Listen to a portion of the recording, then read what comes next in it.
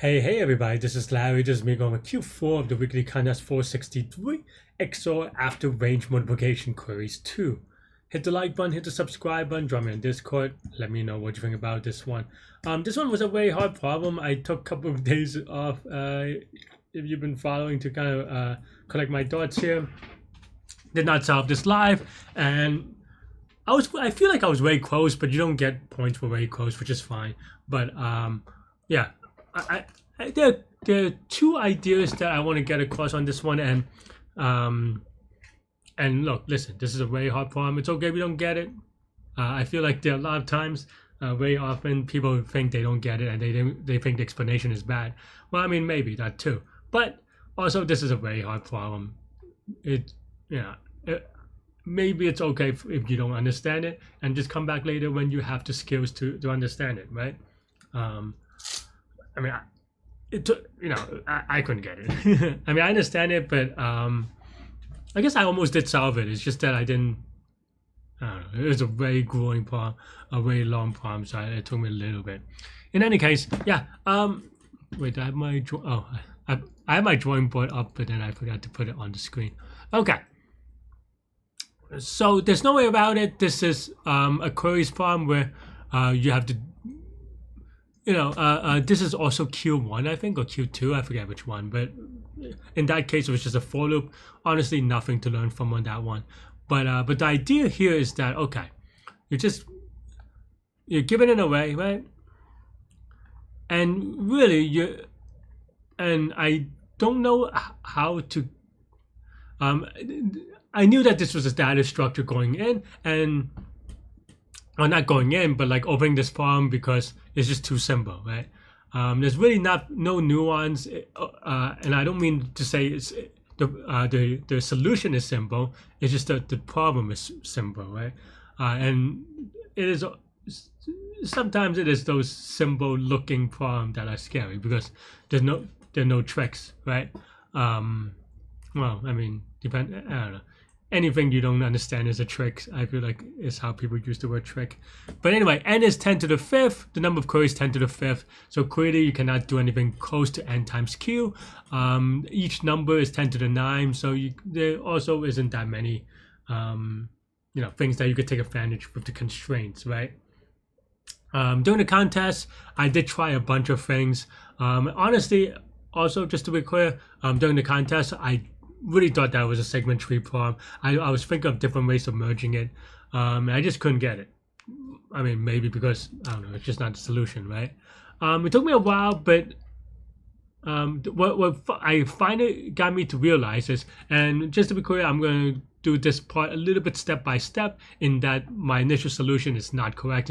But it was the one that I submitted, but it times out on the last test case, and you have to do one more optimization. Actually, I don't know if you need it in other languages. Maybe it's a Python thing. But in any case, I needed one more optimization to get that one test case. But yeah, we'll go over that, and we'll go over my thought process and how this progression goes. But the key initial thought is this idea of square root decomposition. It's a very fancy term, but really the way that I think about it is, and this kind of harkens back for me, my undergrad days when I was taking advanced algorithms. There is this idea, and this comes up in different advanced data structures, more theoretical at the time, like the Van Bose tree. I'm saying that wrong anyway. Bose tree, and also like there are a lot of like random processor ancestor data structures that kind of take this idea, and that idea is what I call. Well, I didn't name it, but that's what I'm saying. It's what I'm saying as the big universe, small universe thing. The idea is trying to find a way such that now you solve two problems, but each in its own controlled way, such that you're able to get the problem as a whole when you put together. The easiest idea that I have for that one is introspection. introspective sort, right? Or otherwise known as intro sort, or the sort that you see in C++. And the idea there, and I know that I'm digressing a bit, but hopefully, if you're trying to learn some of this stuff, it kind of rings some bells and lights some light bulbs. The idea of this big universe, small universe, and the intro sort, and you can kind of look it up, is actually something that if I like, it's 2 lines of English, and it's very easy to understand, which is that you have all the, you took undergrad algorithms, maybe not, but if you did, then there's a lot of emphasis on sorting algorithms, and there's all these advantages of the quote unquote the good ones. You have quick sort, you have merge sort, you have even bubble sort to some degree, and right. And it turns out that a lot of these are kind of optimized for different things. Like bubble sort is probably actually even faster if for like, I don't know, 16 elements or something. If everything fits on a cache, maybe not bubble because bubble is just so many swaps, but like in random insertion sort or something, right? And square, sure, but if you have 16 elements, it's super fast because everything fits in memory, everything swaps very quickly. You only do 1 swap per loop or whatever, right?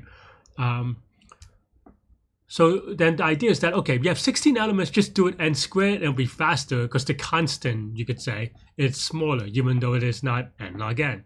And then you have this bigger universe. So so the idea there is just to break it down, right? You have quick sort.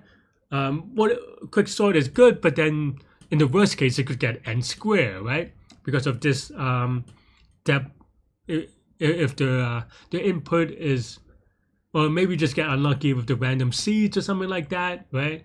You get too deep, it goes to n squared. You're a little bit sad because your algo teacher lied to you about n log n or whatever, right? But what if you can take advantage of, and quicksort is way fast for, on the average case. But then after that you could just use heap sort or something.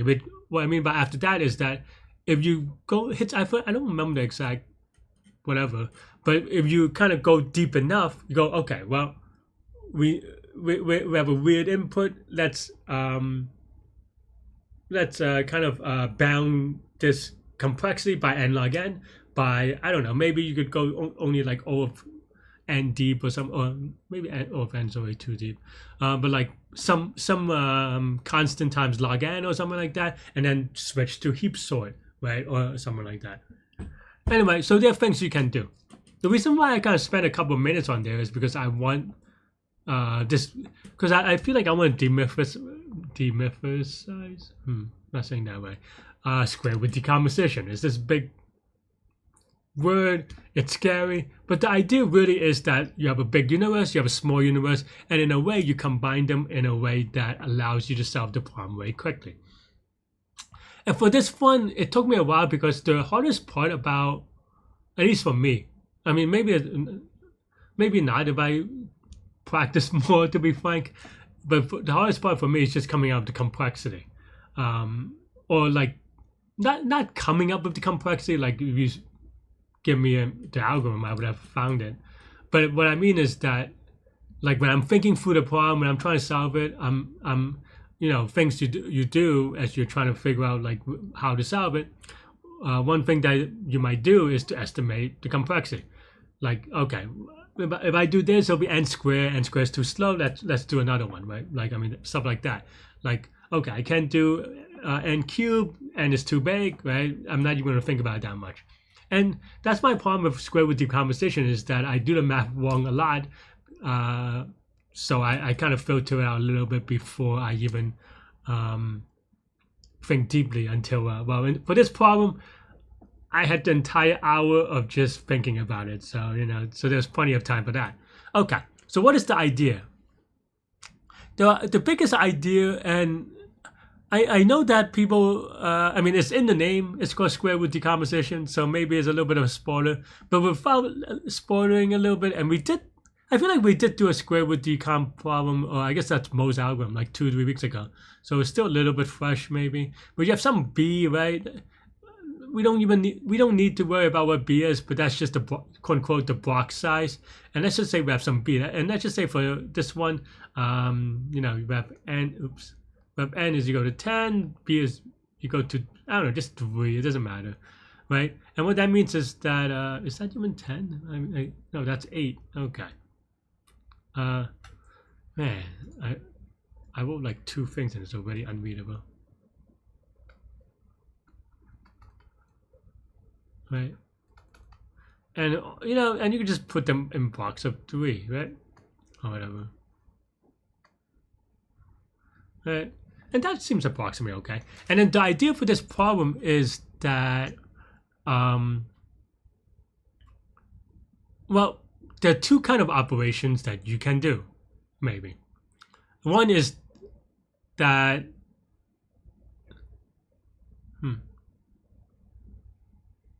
One is that we want to set an entire block, right? Actually, I don't like these constants. Well, that's just because it's too small. Let me just hand wave this a little bit more. Sorry, friends. You know, let's just say this is very big, right? Dot, dot, dot, dot, dot. So it's not whatever. And then let's say we have some blocks that are also kind of big, but they could be of any size, really, like we said, right? So you have some B's, you have some, you have an N, and you have a B, right? The idea is that, okay, we have this thing about K, right? Well,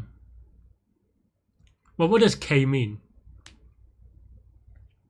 K means that we skip every number except for K, right? Or, you know, we skip, I think technically we skip K minus 1, right? Yeah, we increment by K. So we skip K minus 1 number of elements. So what does that mean?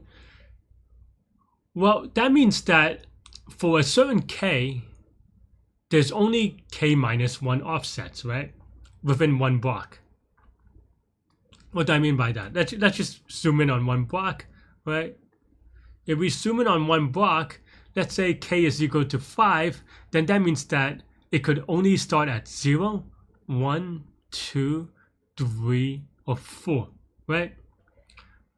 Because, well, you can start, and this is if we're updating the entire block. So if we are updating the entire block, there are only K unique ways to do it, right?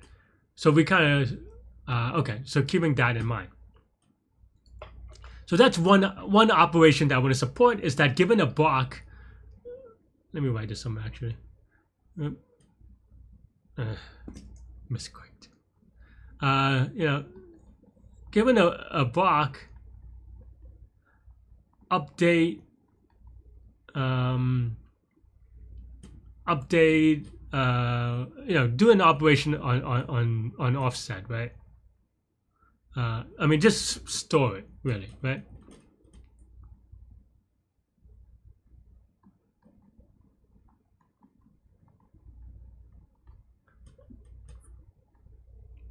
With the offset, right? So that means that we do a K is equal to 5, K is equal to 5, V is equal to, I don't know, 2. The V doesn't really matter for this problem, right? Just kind of, it's just any arbitrary operation, right? Then here, then now you go, well, because, and in this one you have a range, and let's just say for this particular thing, if you want the entire block, there are a couple of ways to get the entire block, but let's just say the left range is to the left and the right range is to the right, so you have this entire block, and then now it depends on, you know, some maths about which offset this is, right? Meaning, you know, if L starts here and K is 5, then the first offset is going to be 4, right? And if L is like, you know, 1 more to the left, then the first offset is going to be 3, for example. And that determines everything else in the block, right? Because, you know, if K is equal to 5, then you only have 0, 5, 10, dot, dot, dot, or 1, 6, 11, dot, dot, dot, and so forth, right? And you know, so that's one operation that you can do, right? So then now, if we're doing this, what does that mean? That means that for each query, we're doing O or B updates, right? Sorry, hang on.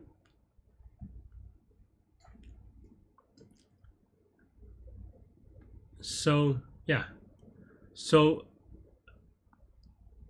a, a query does O of B updates, right? Oh, actually I lied. I did them. uh, I forgot that I defined this. I mean, well, you'll see why in a sec, but I just got it confused. It's O of N over B updates, right? Because if each block size is B, then there are I don't know, what do they call it? I forget. B of N maybe? Number of blocks, right? And N of B? Maybe N of B makes more sense actually.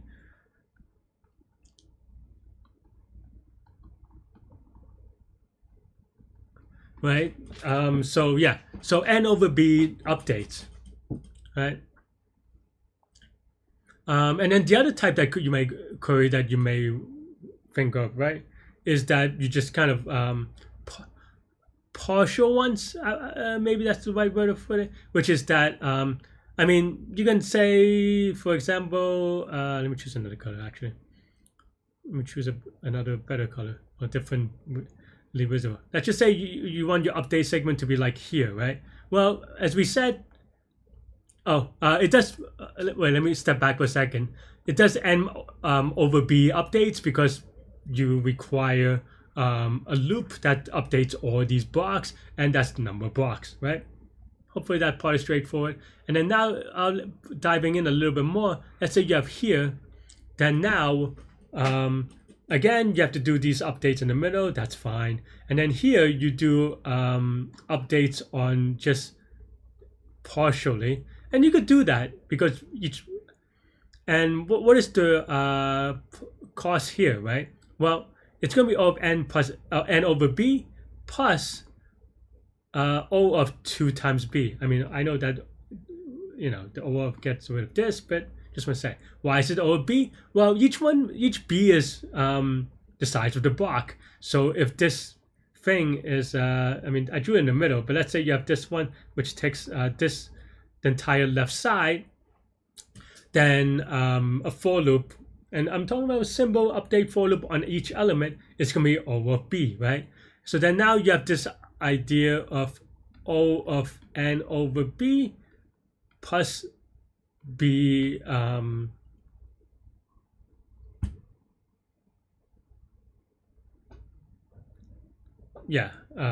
per query, right?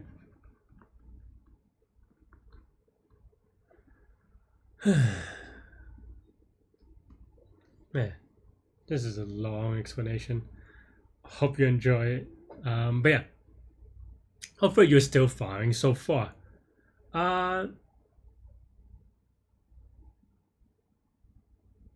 Yeah, right. And I mean, there are other things to consider, of course, but this is already actually, you know, let's say we're optimizing for this query per query, right?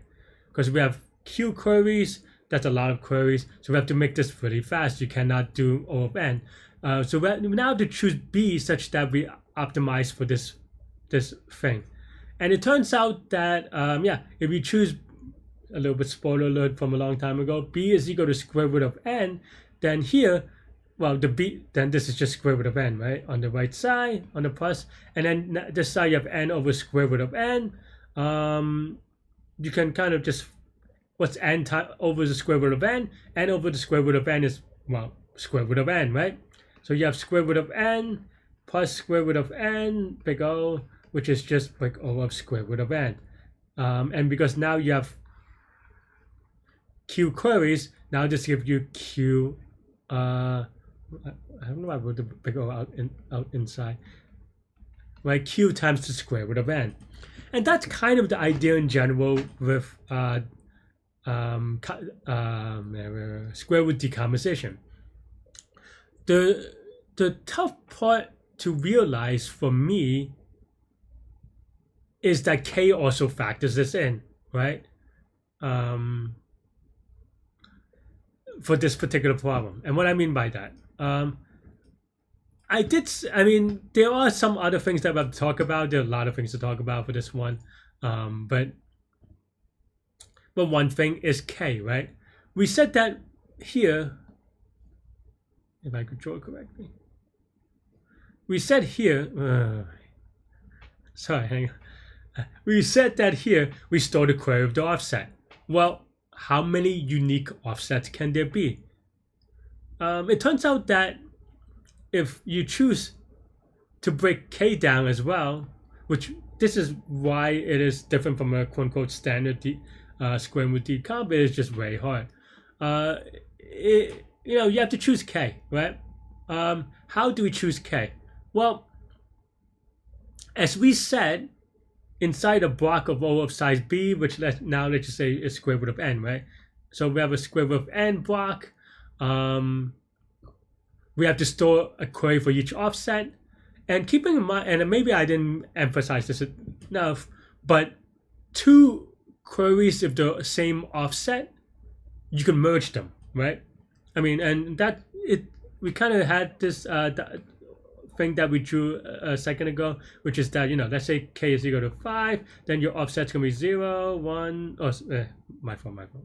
0, 5, 10, 15, ... 1, 6, 11. I can't believe I can't add 5. But in any case, you get the idea, right? And what is our operation? Which is to multiply each number in that cell. So we could kind of merge them together because multiplication is, I forget which one is the property anymore. But the point is that, the order doesn't matter. So, if you have to multiply here by 2 and then 3, that's just the same as multiplying them by 6, right? I mean, y'all know how multiplication works. Hopefully you understand what I mean here. But that's how you dedupe, right? Because then now for every offset, we can,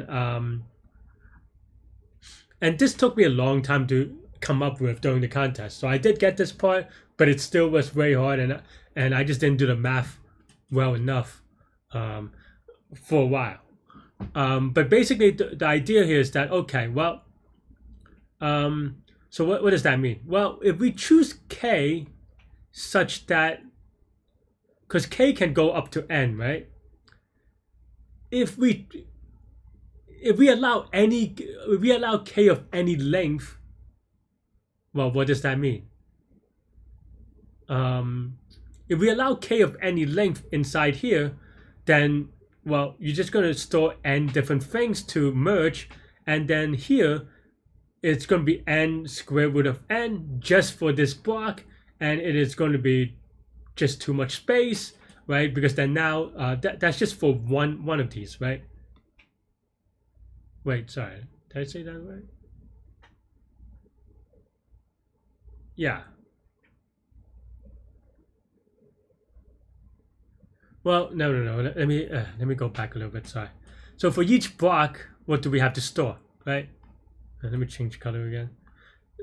Let me explain that. I mean, I think I jumped ahead a little bit. I mean, it wasn't wrong per se, but yeah.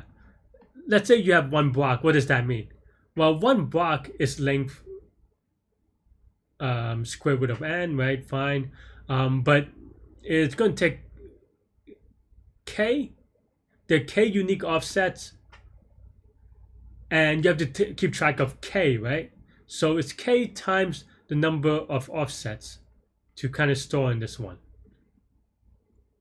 right? And the number of offsets, if k goes from 0 to n, in this case actually only goes up to the square root of n, right? Yeah. So that's the key part of it, is that, but still not enough, which we'll see, is that we have to store all these in here.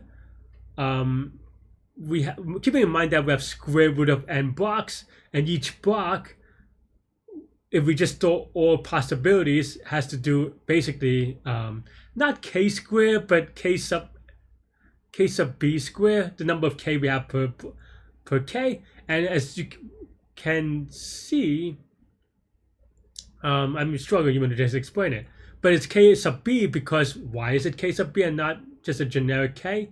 Because, as it turns out, and I was missing this part for a while, if k is greater than or equal to square root of n, or just the length of a block, right? Or let me write that down instead, right?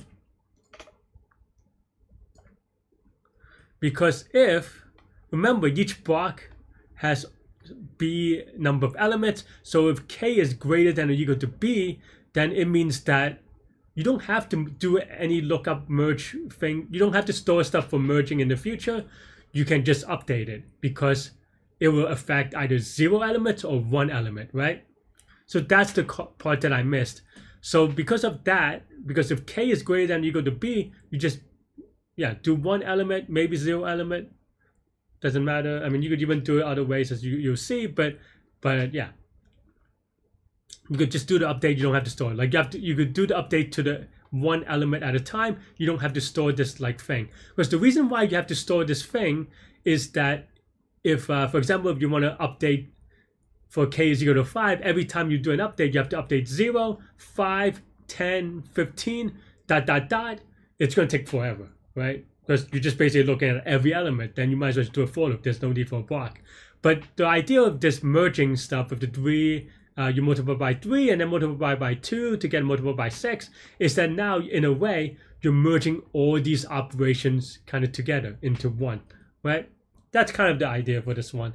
And because if k is greater than or equal to b, then you're only going to change 1 element, and you're only going to change 1 element. Well, you don't need to kind of merge it. And as a result, that means that k max, it's going to be at least k max inside the b that we're going to store in here.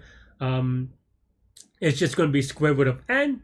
And because k max is square root of n, well, each k can contain at most k different things, right? Because that's the part that I said, if k is equal to 5, then you have 5 different things, because 5 different what I call offsets, because you have 0, 1, 2, 3, 4, right?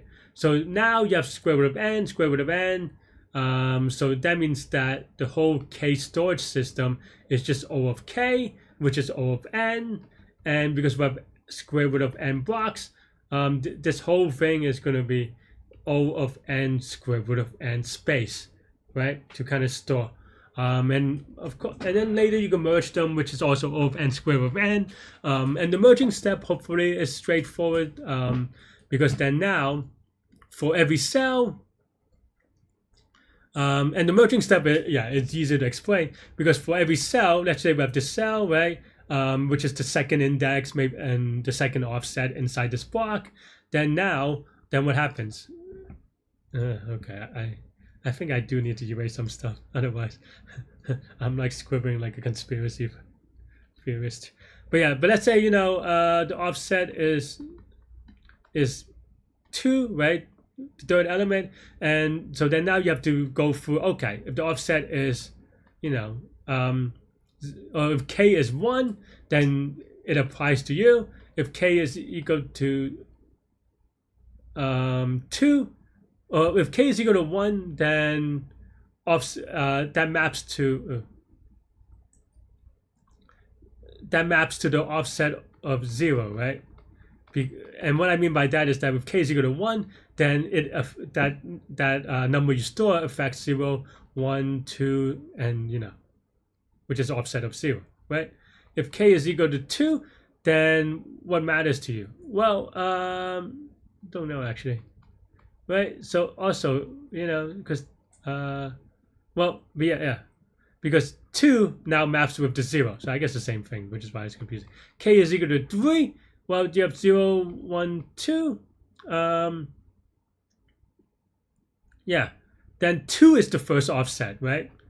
And then all the way ... all the way to square root of n, because that's the most that we stored, right? So that means that for each element, each index, we are just going to go over square root of n of them, and there are n individual elements. So this is going to be n square root of n. And that's it. That is the square root decomposition problem solution. And I know that I didn't explain it super well, but hopefully that is that kind of feel free to watch it again and ask me questions in the comments, right, or Discord or whatever you like. So okay, so the key, if you're following all this so far, there's now it gets a little bit annoying because this is the part that I did get during the contest. So to be real, I got O of n square root of n. Well, I guess technically I have a q plus q square root of q time, right? And then O of n square root of n space. This is the whole thing with storing them each in k. But the problem is that so the time part is actually not slow, but the space part makes it too slow. Because the thing is that allocating space, especially in Python, well, it takes time in any language, but in Python it's not super fast and all these things, and you have to kind of access them, and things hit wham. Oh, excuse me.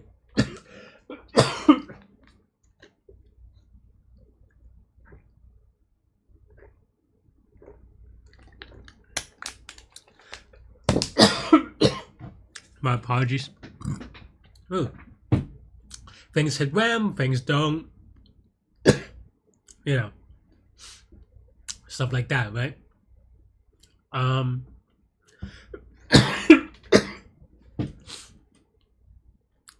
Yeah. Anyway, it's too slow, is my point. For me, it timed out. I forget. Oops. I don't know why it doesn't show up. Anyway, it times out. I think we did most of it. It was definitely right. It did most of the inputs, but it just times out near the end. Happens, Leetcode problems. So and that's what takes this from a hard problem, which is already hard by the way, everything did so far, to the next level hard for me, which I was not able to get.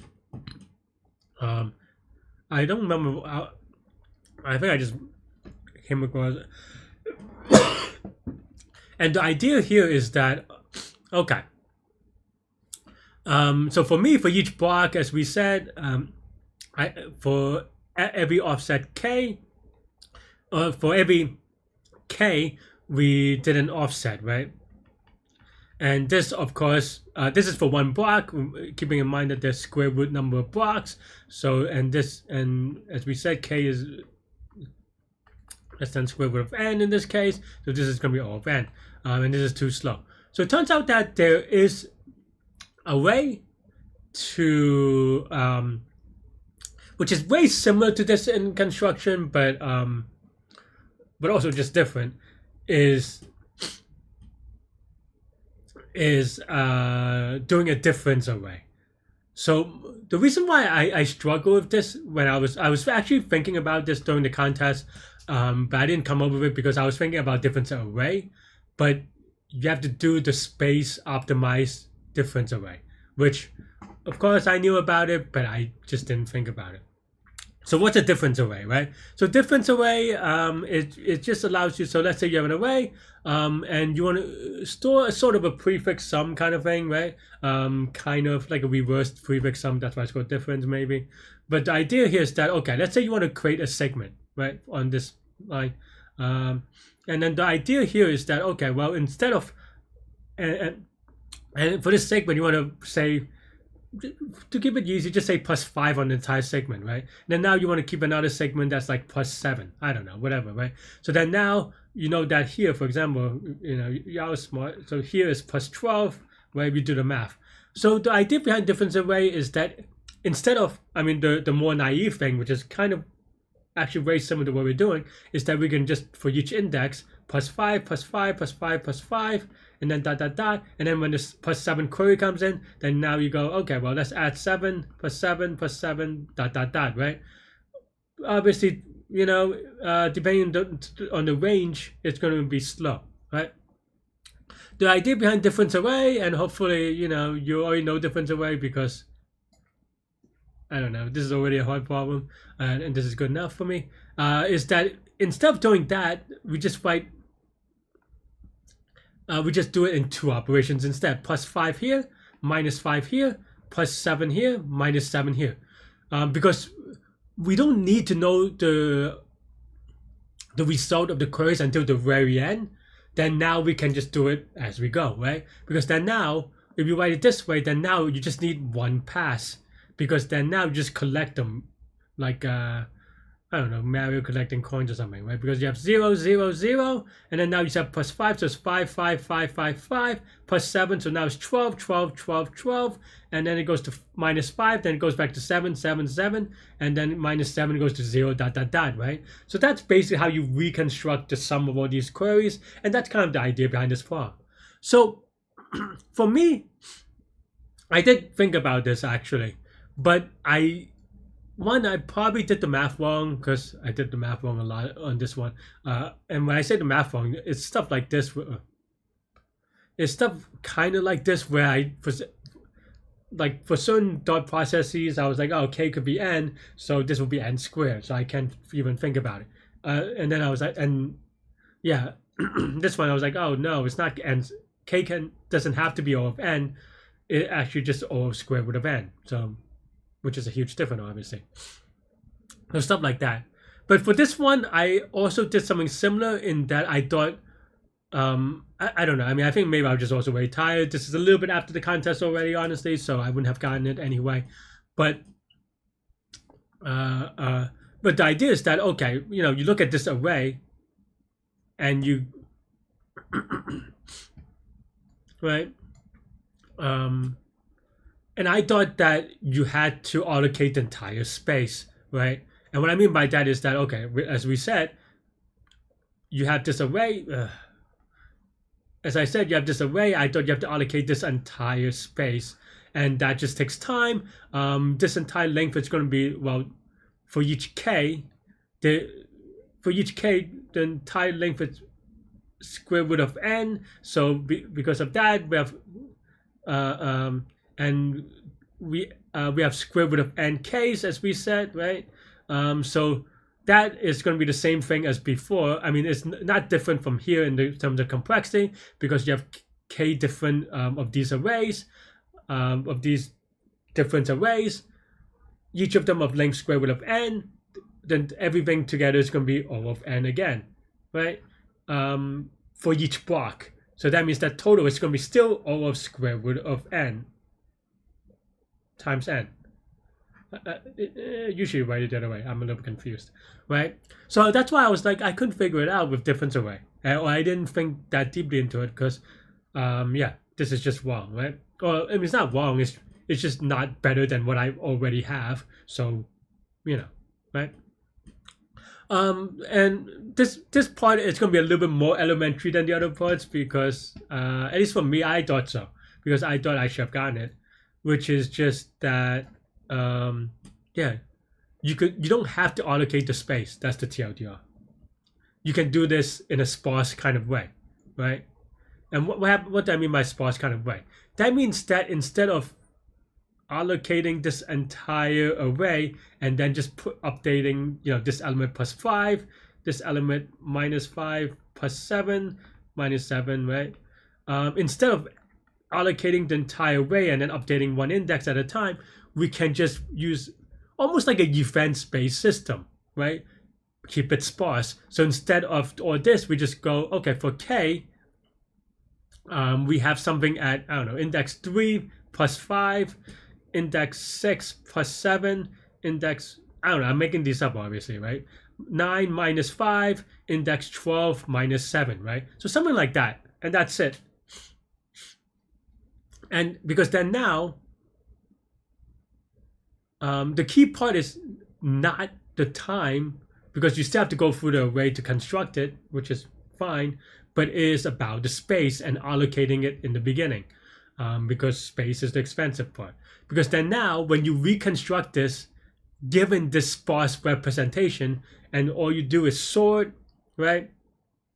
You just sort elements and then just go left to right, very fast, because you just, yeah. Right, you sort, and then is like if the current index is bigger than this number, then just pop it off, right? Right. So what is the complexity of this space usage, right?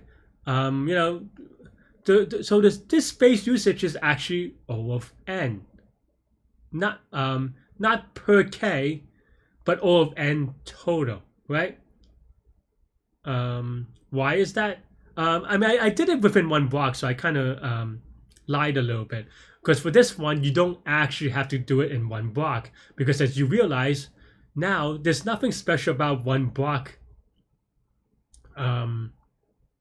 Because we're just keeping track of k, right? And you think about 2 blocks is just back to back. If you think about back to back and the fact that we don't even care about this offset anymore within one block, we can just extend it forever, or by forever I mean the entire way, right? So then now you have k of these of O of length n, right?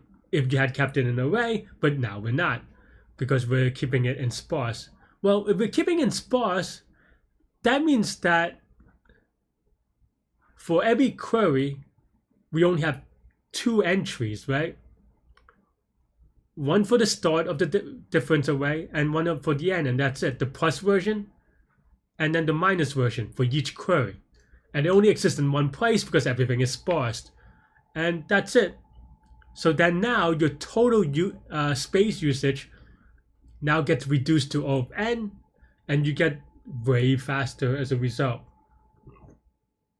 And that's basically the idea for this optimization. And that's the final piece that I did not get.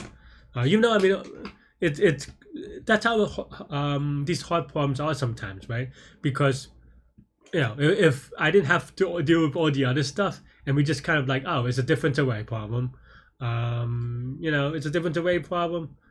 Oh, it's too much space. I just have to use the sparse version. Easy job. But when you have to do like 6 steps and you're trying to put them all together in some combinations or whatever, it's a little bit tricky. Anyway, hopefully that was a good explanation. It's 40 minutes in and I haven't even shown you any code yet. I think the code part is not that interesting. I think the code part, it is interesting, but in the sense that if you're following up along so far, I feel like most people should be able to code what I wrote. It's just for loops and arrays. No other fancy data structure, right? Like, I mean, yeah, the ideas are kind of tricky, but I just gave you the ideas.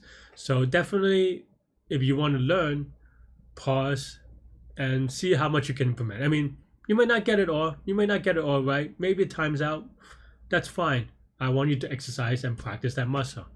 And once you do that, come back. And like I said, if the code is like 55 lines and it's not even, that bad. Let me see if I could find my previous code. I want to show you my code a little. I mean, this is the AC version of the code, but I also want to show you the timed out version, just to kind of I don't know. I mean, it's all learning, right? We'll go over this one really quickly, right? I don't know why the colors are syntax change. Highlighting is different in different languages. I mean, same language, but I don't know. In any case, yeah. So this is the. Nope. Wait, what? They were the same one, so I don't know. Hang on. Maybe I clicked on the problem name and not the thingy. All right, hang on, friends. I even tried to, if you see, I try to convert it to Java, but to nowhere well. Okay, yeah, let's just look at this one, right? And the other one's gonna look very similar, but the way that I set up, and I want to go with like very briefly. You can fast forward if you really don't care about the technically correct solution, but still off. But I feel like there's still things to learn, right? I mean, yeah. But the first thing I did is that I create a dictionary of one.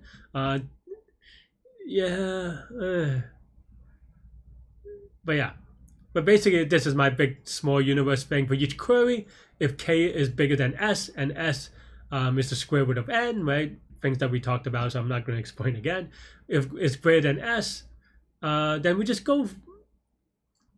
If k is too big, then we could just update the indexes directly, right?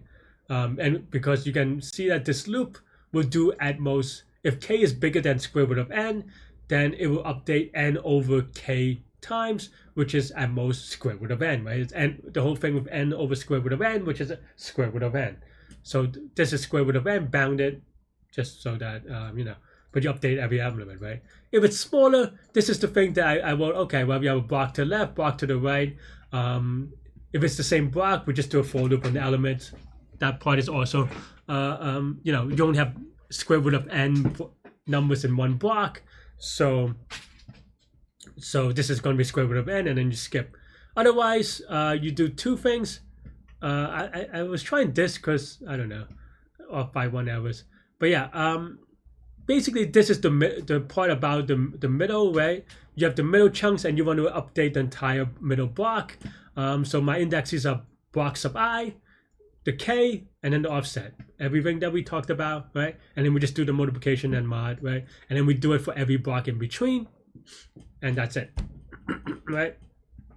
The offset I calculated from the starting from the first element, actually. So it's not the offset from the block's first element, but from the first element of the entire thing. Just kind of keep it consistent. As long as you kind of fetch it consistently, it should be fine. Though I got a couple of wrong answers and typos on that, so it's not easy, but it is simple. And then here, so those are the inside blocks. This is the left and the right block, right? Like you have the little sticking out, and you have the little sticking out to the left, a little sticking out to the right, right? And for those, you can just do a loop through them.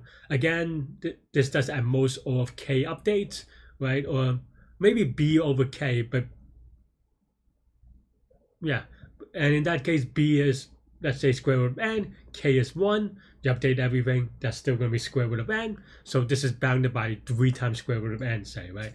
So that's basically how I try to figure it out. It's bound everybody by square root of n. The problem is that for here, as I said, we have k, and then you have offset, and it's very easy to fill up all those offsets, it turns out. So this is going to be n square root of n kind of space, right, on the block. And then fetching it later, yeah. So for each index I, this is fetching it for each block, right? And this is actually pretty efficient. This is O of n, 1 for each element. It can only be in square root of n blocks because for k's bigger than square root of n, we already did it, right? We already did it here. So this only goes up to all the blocks, right? It finds out it's the current index of offset, and then it just multiplies it if it could find it, do the multiply mod thing, and that's it. It does that over all of them, all the k's. So then x is, you know, after you do all the multiplication and modding, will be the number. I updated so that I could print it. That's all. But you don't even need the number anymore. You just XOR it with the total, and that's it. And I thought this is a good solution. I mean, it's, you know, it's not optimal, and it's not even AC, as you can see, 594 over 606. So close, but not quite. But you know, it is what it is. And this is the actual solution. The idea is actually not super similar. I mean, it is very similar, but the offset, the difference array thing kind of threw me off. And I think, like I said, I was trying to allocate the entire array in a difference array, and that's what kind of confused me a little bit. But like, for example, you could have imagined that, yeah, what is the offset here? Oh, yeah.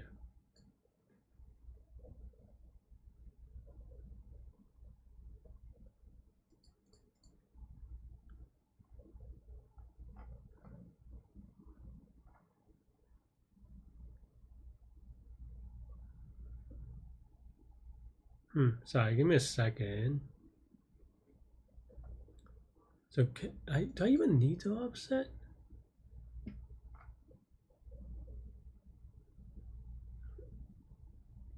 I guess so. Oh yeah. No, I'm dumb. Of course you need to offset. Yeah. Sorry. So for each block, and this is actually not a block. I just kind of reused the variable. So this is actually very confusing. That's why I'm confusing myself a little bit. But yeah, this is actually the entire array. It is not the cave block, which is why this is confusing. But I just kind of I didn't rename it, is my point. But this is basically, yeah, for each k, the offset, right? And the k and the offset, I hope it makes sense. But here now, instead of for one block, which is confusing, named, I have a confusing name for it. Maybe we can say lookup. Let's just call it lookup. It's still, lookup is a terrible name, but it is less confusing than proc, because proc is something else. Okay. But yeah, but basically this means that for the entire array, for the k that we care about, this is the offset from the beginning, and then we just append the left and then the right. I did it this way. There are other ways to do different array events type things. And yeah, you just have the left and the r plus 1. You have the v that you have to multiply it by, and you have two types, which is 1 and -1. I forgot that I have to do modular inverse. I'm not gonna go over modular inverse in this video. I mean, this video is already 50 minutes long, and you're not even at the live portion. So yeah. Yeah. That's it. This means multiply by v. This means divide by v, right? And then once and going with the complexity really quickly. Again, this is the same as before actually. So it's gonna be square root of n at most, right? For one query. I actually do not need to keep this in, but I did anyway, I suppose, because it's still just great entry. I guess this is slightly faster, but anyway. Yeah, if you ignore that even, or don't, it's fine. This is square root of n. This is just all of 1 even, right? This is actually maybe faster depending on how you think about it, but this gets like, yeah, I don't know, amortized out anyway. And then now this is for each k, right? For each k that we have seen, which goes from 0 to square root of n. We loop for every offset, right? To kind of put, and this is, I put them on a queue. Maybe this could be more optimized in a way, but basically I sort all the lookups for all the k's and the offset, because this is an array, by the x component, the index component. Yeah, and this is just basically I put in a deck in the sense that it's almost like as you go from, if you sweep your index from left to right, when you hit stuff, then you you get to pop them off, right? Like if you see multiplied by 6 or whatever, then now your current number is multiplied by 6. And this is also what the current subarray is do. Like current sub I is equal to the current prefix multiple, if you want, multiplier, product, I guess, actually. Prefix product for the offset I, right? Again, for example, if k is 0 to 5, you have this means 0. It matches 0, 5, 10, dot dot dot, 1, 6, dot dot dot, right? That's what that means for the offset. Yeah, and then q is just we have a different q for each offset, just for that parsing. But if you think about it, just one at a time, it maybe is easier. You also write this loop in a different way. If you like, you could write the loop in the middle instead of for I in range of n. You could write it for every offset, right? If you do it for every offset, then it's just, because there's square root number of offsets, and then the loop will be square root number of times, so it'll be fast enough anyway, right? In any case, this is how I did it though. Which is, yeah, you get the offset for each index, and then this is the queue, like once you pop up, this is the multiply and the divide to update the prefix product, if you will, for this problem. This one I forgot that you have to do, which is the multiplying part is easy. The dividing part is a little bit annoying if you haven't done it before. I mean, in Python, you can see it's actually not that bad, but I'm not going to go over in this video just because it is already 55 minutes in. I don't even know you're here. If you're watching the video to this point, leave something in the comments. Say something funny about modular inverse. Because I'm just curious if anyone's actually watching it all the way to here. But in any case, yeah. And what modular inverse means is just divide by v under mod, right? There's more nuance than that. I know it's relative prime, coprimes, remainder theorem, blah, blah, blah, right? But that's basically the idea. And in Python, as you can see, it's actually not that bad. But yeah, and then now once it updates the current I, the prefix product, now num sub I, we want to update it by the prefix product. We divide it by mod, and that's it for a given k, right? So you just keep on updating for all the k's. This loop, there's square root of n of those, all of n of these. Again, all the q items, there are only 2 per query, one for the beginning, one for the end at the most. And so at the end, after you update all of them in square root of n time, you have this thing which is just O of n, and you just get the answer. And that's it. This is a marathon even just for explanation videos. So yeah, I'm glad I waited a few days and just collect my energy, because I could not have done it. Anyway, yeah, let me know in the comments what you think. As long as it's good, because listen, I gave you an hour of my life in addition to the video.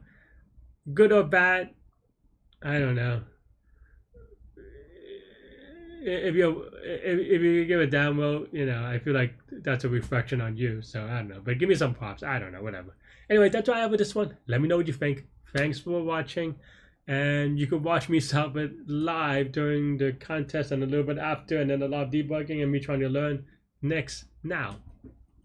I don't know how 2,000 people got in it, or maybe, like I said, maybe they did it in a smarter way than I did. We have 51 minutes left. This is not an easy one, at least the way that I did it. I think I did it okay, but maybe I was so slow on implementation, so that's true. Okay, let's go. XOR. Okay, this is Q2 or whatever, right? So let's open that one back up, so that we can use this to test our thing later. Okay, it is exactly the same, right? Just doing a diff, mental viewing diff. Okay, so it looks exactly the same. Okay, so how do we? Okay, so we just shift every k, right? I think this is like a standard sig tree thing. Someone told me this. Maybe I'm wrong. It's like, I wouldn't say someone told me this like it was for this problem, but I feel like someone told me some operation that's like on segment tree where you can do it for every k or something. Or maybe I'm wrong. 10 to the 5th.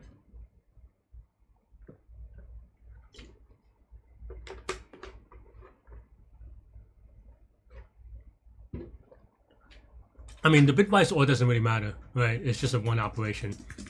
The thing that matters is how to do the shift and add in a way that is every k numbers. And not, sorry, it's not even shift and add, it's just shift. Okay, so so it is the original number multiplied by a number. So we don't have to do the math. We can delay it if we're able to keep track of the indexes in a good way. We have a lot of queries though, so you still have to keep track of the queries in a quick way. And it's every k index, which I don't know if I know how to do, but we have 50 minutes. Hopefully we can figure it out. And also the intersection is not, because multiplying 2 numbers is in a like what I was going to try to say is that multiplying 2 numbers is still hard, even if you just ignore, like even if the initial input is just ones, it doesn't change anything for me, right? In terms of like you still have to keep track of the current state in a way. Like you can't even do for each number, for each query, for each number. Unless it's some like crazy FFT type thing, that would be funny. I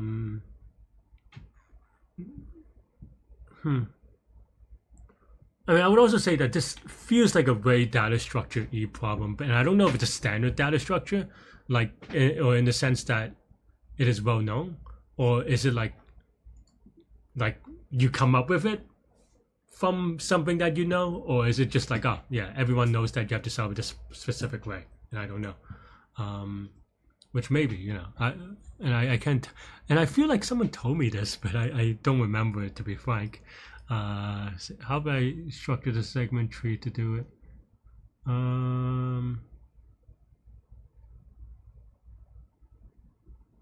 Split it up by k queries. What's k? Okay, let's double check the constraint to make sure that there's nothing I can abuse. I don't think so though.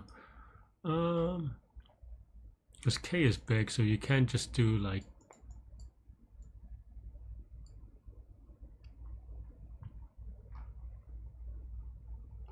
yeah, and I don't know if there's anything about the properties that we can abuse with multiplication or XOR or mod.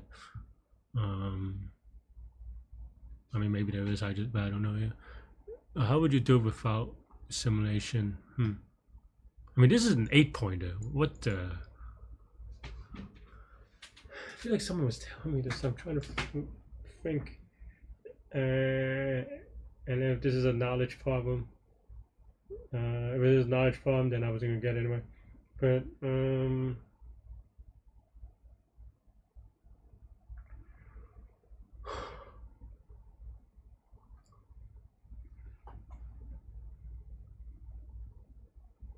can I do anything about factorizing? No, I mean, k is equal to 1 is straightforward in terms of a segment tree, right? But what if it's not k equal to 1?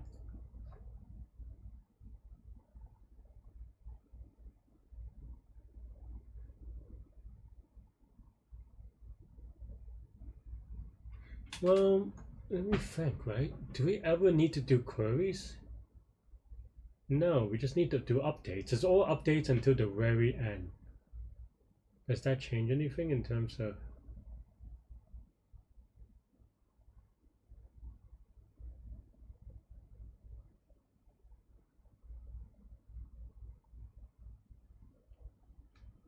No, because if you do something, like I'm thinking in segment tree terms, and in segment tree terms,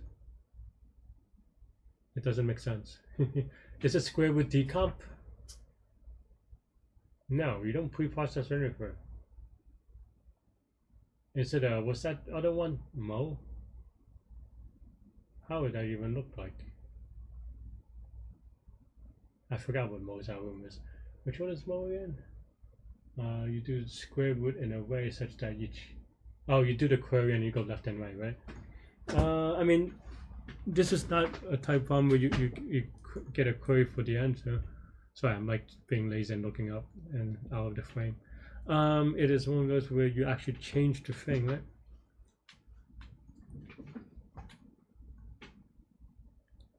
Can I do any kind of weird scan line thing?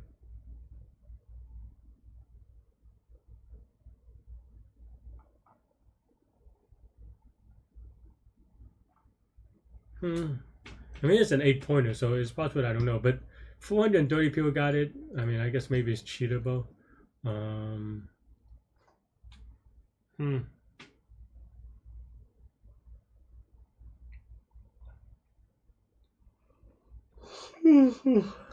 don't know if this is a problem that that has an answer.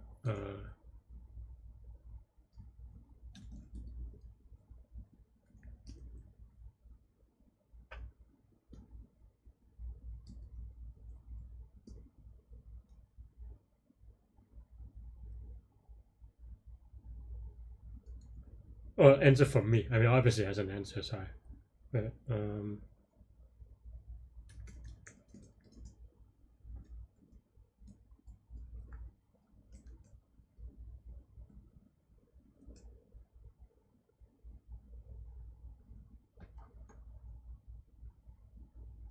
Palami? I mean, yeah, and even here, it's just all ones.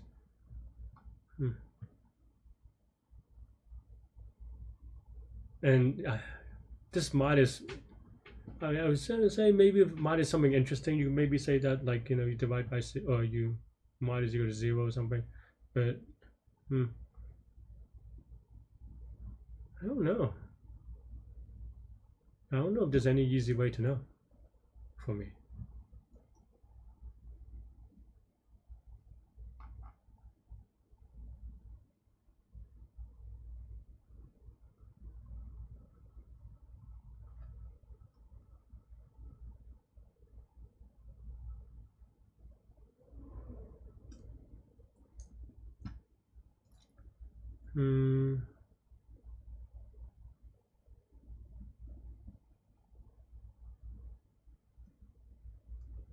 I don't know. I feel like I'm just wasting time. Do I know this one? I don't know. I am going. I mean, I have 40 minutes. I mean, this. I don't need an next. I mean, next one. The thing is, we don't need the results until the very end. How can I save on the calculations?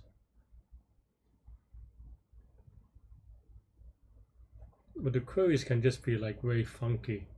Could be every other number, for example. Could overlap, could not overlap. Could, I don't know. I don't know how to generalize it.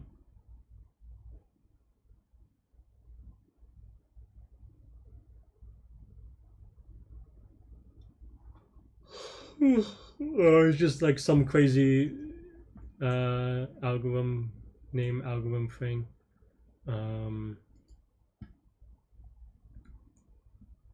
I don't even have like a whatever that lets me guess.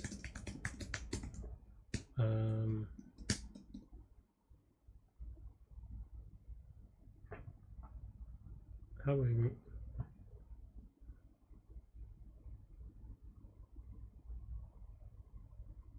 Like I have no idea on how to guess.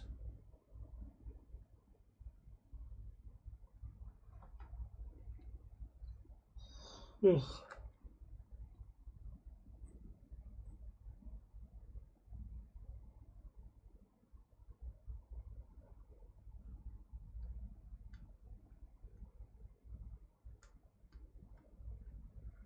I'm trying to think through my segment tree knowledge and whether I know. But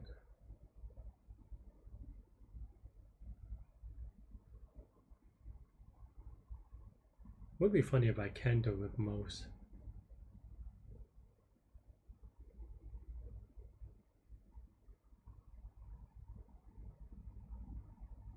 No, because you're not answering queries. These queries are not answerable.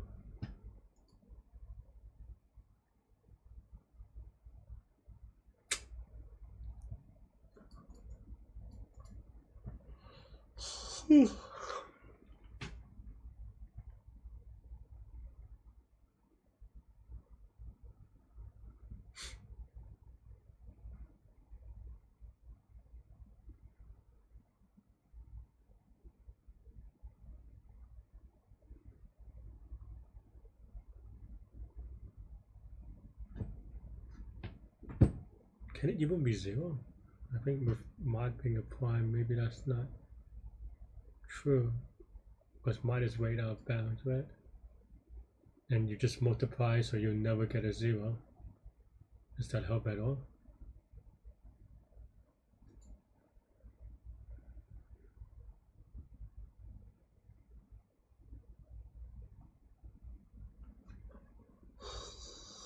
I mean, usually I don't mind learning and all these things.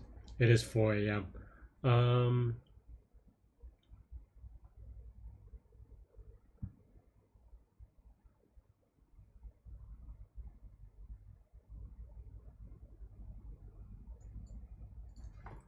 What do I know about multiplication?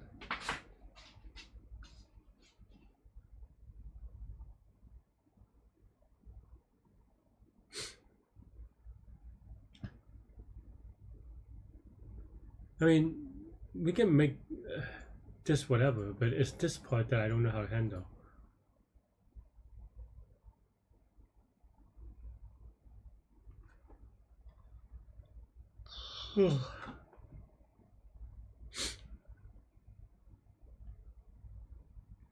Is every K? Can I sort that in any way that would that even matter?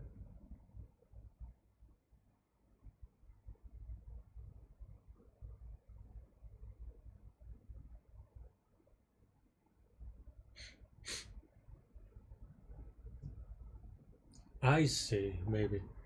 Well. Well, I guess that's an idea. My idea is just to create. No, that doesn't make sense. But it could be interesting. My idea was to create n segment trees, but that doesn't make sense. And then combine them later, so that doesn't really make sense. I thought that maybe I could, maybe there's like a square root properly that I could take care of to reduce the number of things. But now, because if it's every k, it's almost like Sif, huh? Is there a Sif idea here? Every k.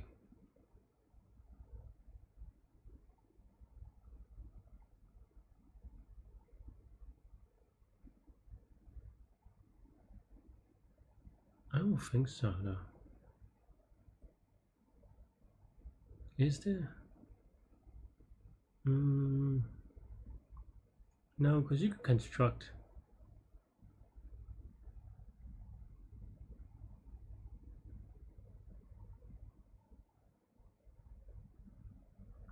Sliding windows on K? No, because then it could be.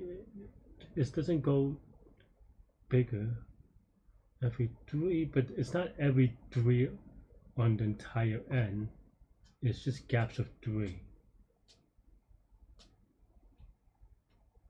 Okay, so the queries order don't matter. Can I do a Sif idea? Is there a Sif idea?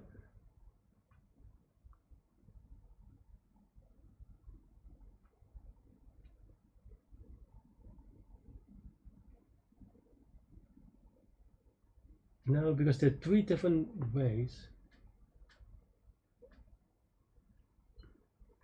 And XOR makes it so that in, well, is it based on the XOR idea? Maybe it is something I can exploit. No, but it's 10 to the 9 over 7 is such a weird number. So you don't go overflow in binary or whatever. I was gonna say like maybe you could count at it some stuff, count the number of times that you shift something or something. Like you take the, like you do it bit by bit or something. Can we? But it's not a. Can we do it bit by bit? What would that mean? It is an XOR.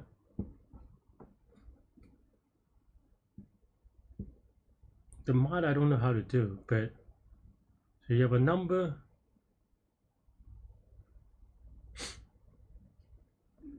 Decompose it to powers of 2. You multiply. Multiplication is weird. It's not really a shift, is it?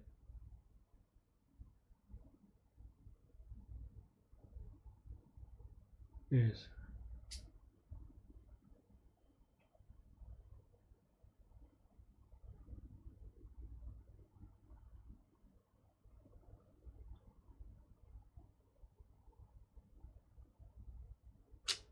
No, I don't. Yeah, I don't know.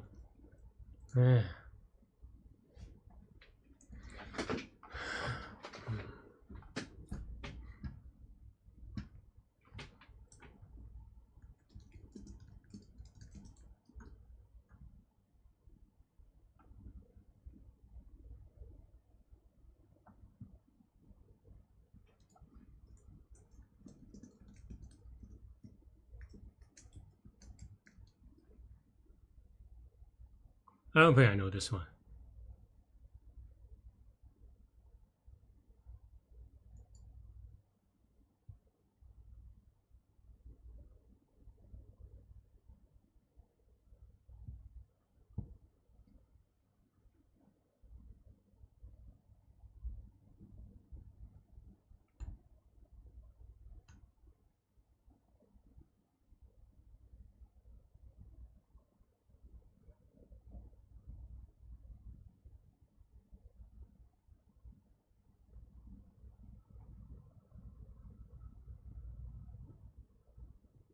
I mean, is this segment tree? even half an hour left. Oh.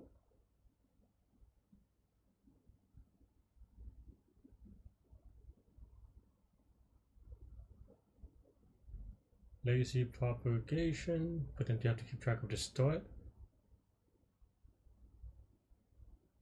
What would lazy propagation look like? All right, I'm just gonna pull up my, if I could find it, my segment tree thing. What did I do? Want to do range? I'm trying to find my template for which one that one? One segment tree range update point query, I guess. Right.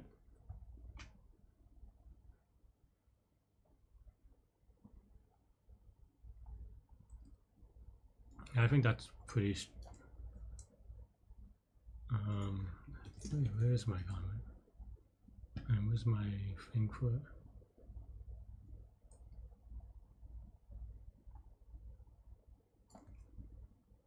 Okay, so this is my segment tree. How do I make changes to it?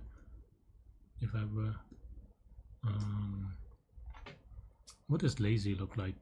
My lazy implementation. No, you don't store just a 0, though you would do it. I guess you just do the offset for the left and the right, and then you just push. So it's just about a push. Can I do the push? I have half an hour. Why not? I guess I.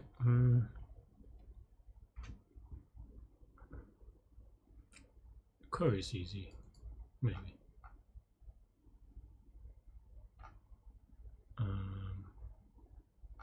I need an initialization function, don't I?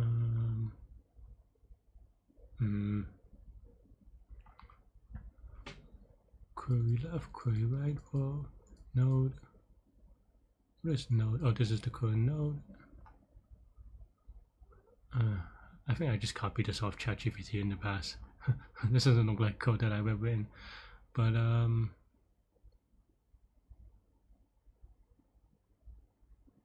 the thing is, okay, so let's say,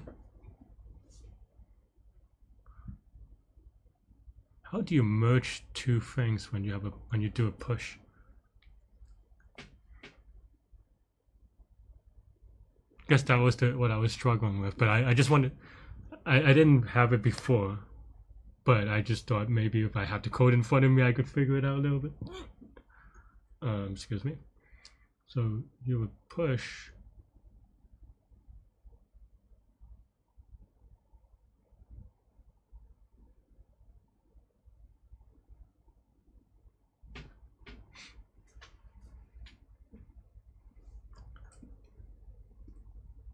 So you would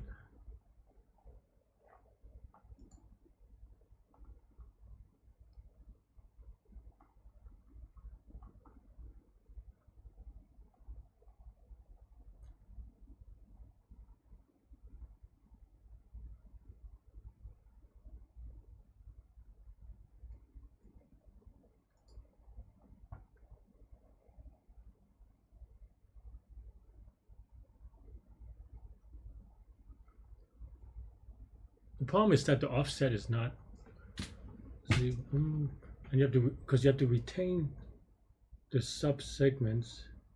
But then what happens when you push? And what happens if you overlap exactly? How do you handle two updates without doing all of them?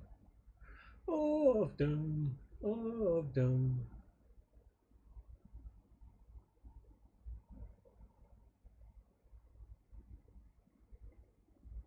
So now, if you just hold them at the tree, then that's just the same as not doing them. And then when you push them all the way down to the node level, you don't sum it up at the higher level, right? You are basically just holding each of the queries. I guess that's the part that I didn't know how to do. I'm still trying to figure it out a little bit. Am I still in the window? I am. Oh, the camera. How much time do I have left? Let me take a screenshot of this first. People got it very quickly, but none of them are the what I would call. Oh, Alex is 25th. Okay, well, Alex is Alex still. So it is possible. I mean, Alex gets in 10 minutes. I could get in like an hour, maybe. Apparently not. But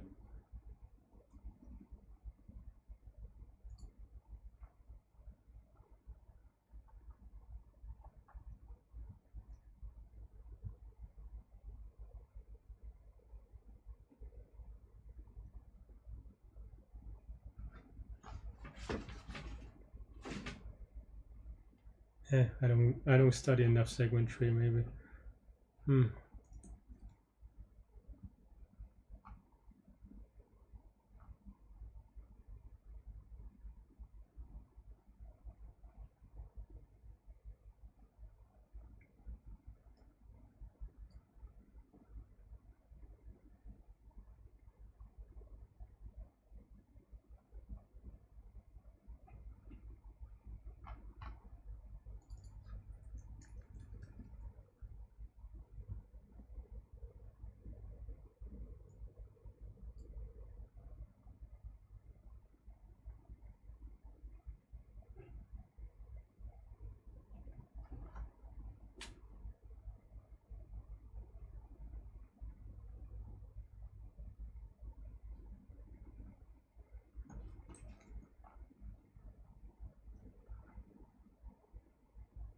Do I give up yet?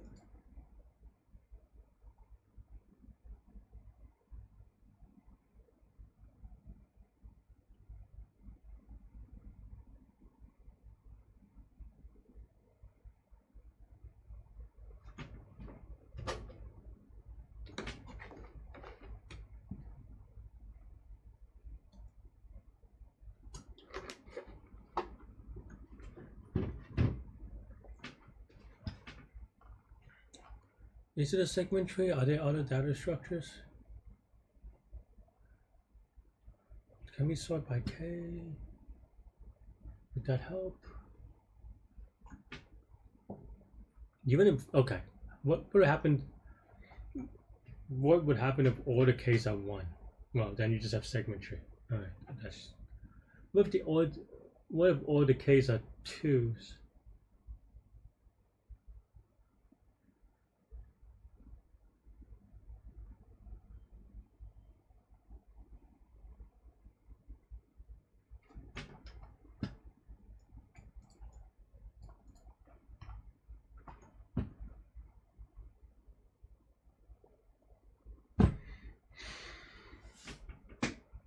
What if all the K's are 2s?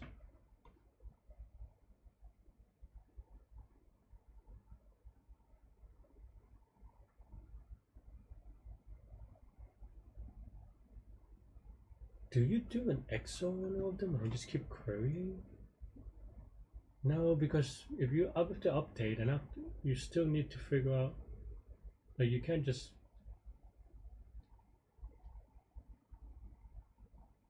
And you still have to, okay, in that case, even if that works, you still have to query all of them in a good way.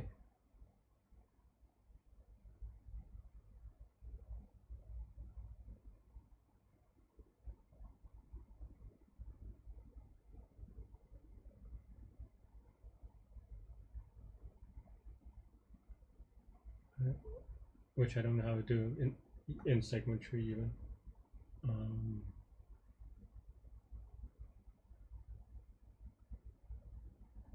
If it's a fixed K, it's different. It's not fixed, right? That'd be funny if I just misread this entire time. No, it's not fixed.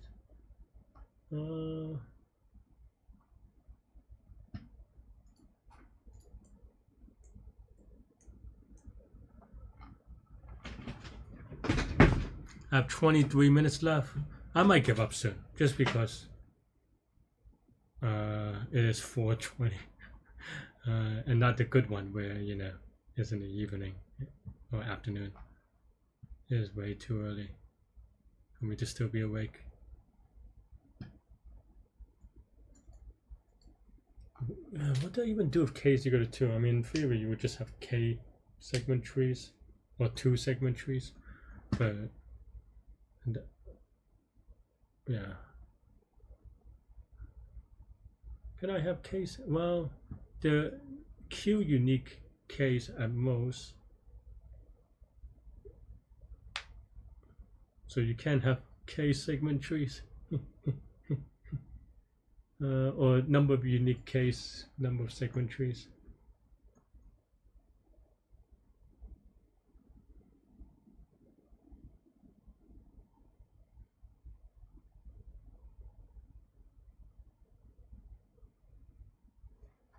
I feel like, I mean, the answer's gonna be hard, but I feel like if Alex knows it, it's not some like weird knowledge thing. Though Alex does know a lot of random stuff, so I don't want to sound like I'm putting him down. I'm just trying to like, I'm out of ideas, right? So I'm just like trying to figure out how to, like, what does Alex doing it in 10 minutes mean for me, possibly?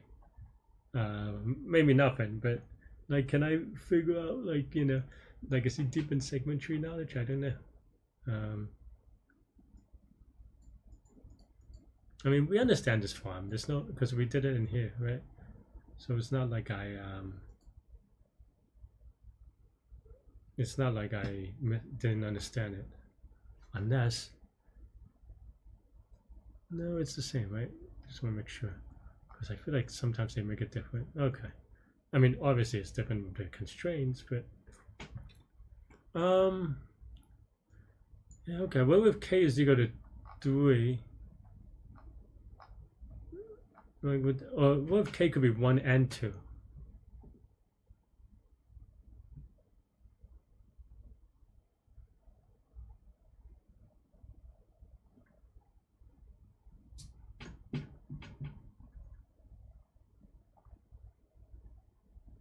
I don't know that I can do anything lazy on this. Like, you still have to merge them or push them down or whatever.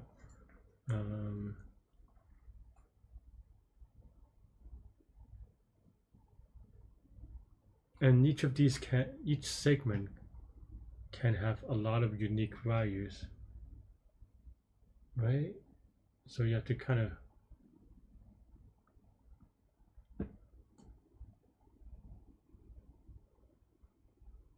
and then you have like weird intersections,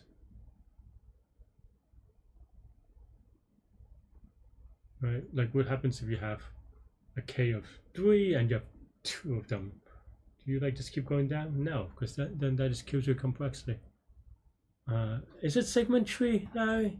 Is it some data structure I just don't know? Is it Moz? No, I keep saying Moz because that was like a couple of weeks ago or whatever. What else are there? Do I even have any? What are other crazy exotic things? I'm asking my Discord.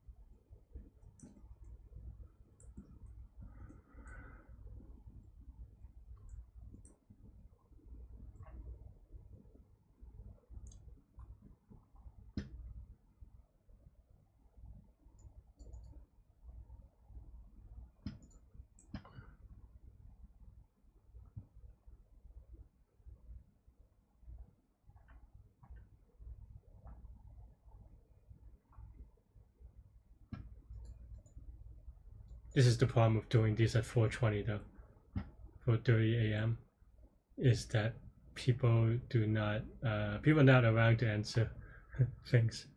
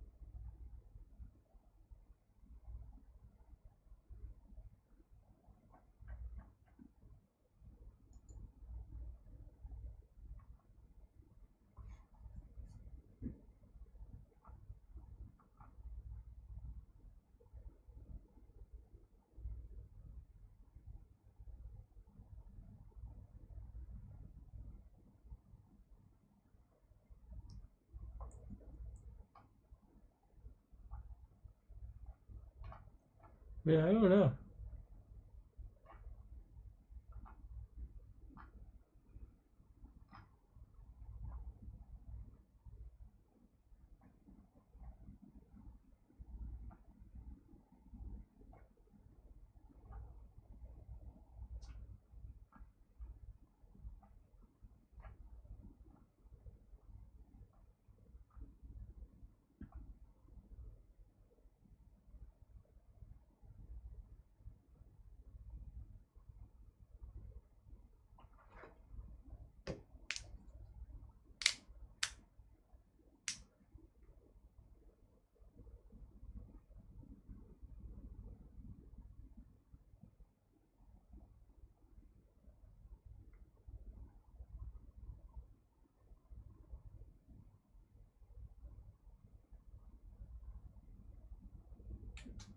I mean, the order doesn't matter, so can you sort?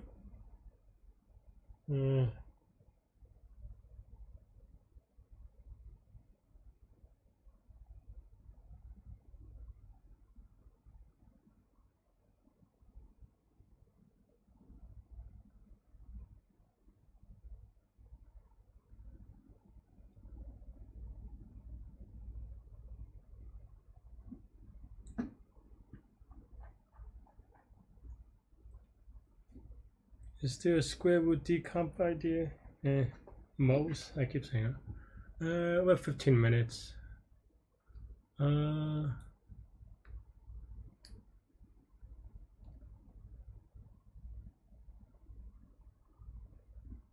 Right.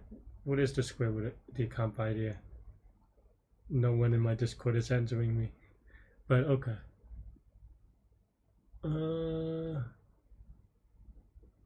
If that means that for each query, if k is bigger than square root of n, then you just do it because that costs square root of n. What if it's smaller than square root of n?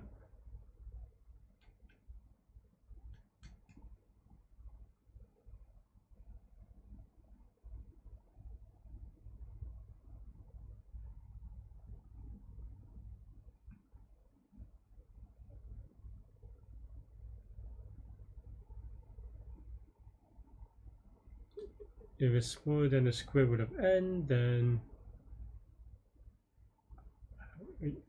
you go home and take a nap. No.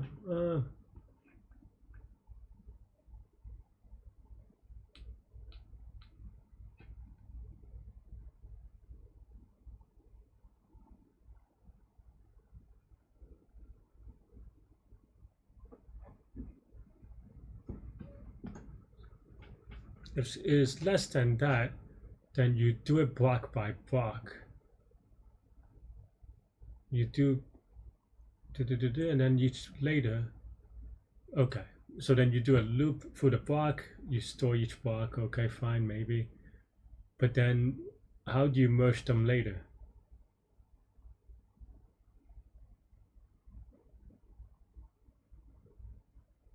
In the entire block.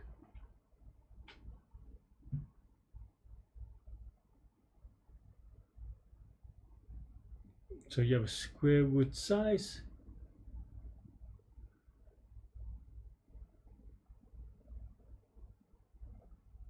Block.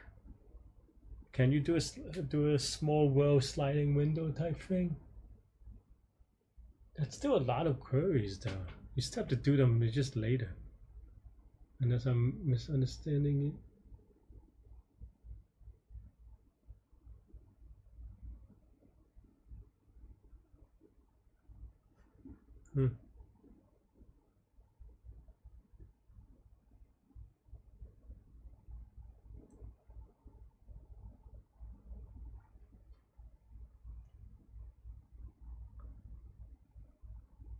For example, if k is equal to 1, what does that mean?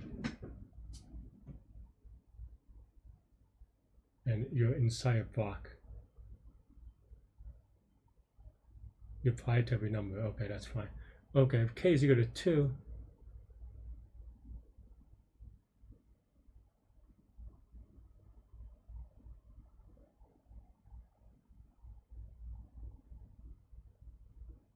you still have like so many of those queries though, don't you?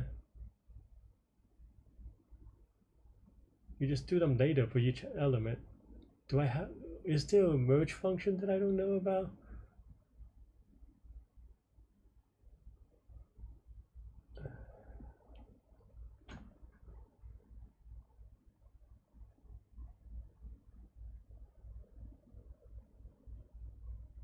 We have 11 minutes left, in case you're wondering. Is there a merge function I don't know about? How would you, I mean, this is the same thing with the segment tree, really, kind of. I still don't know how to do it.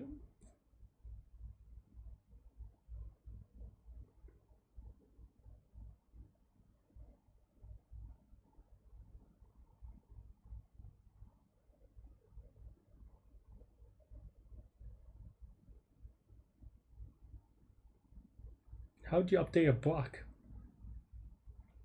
Entire block.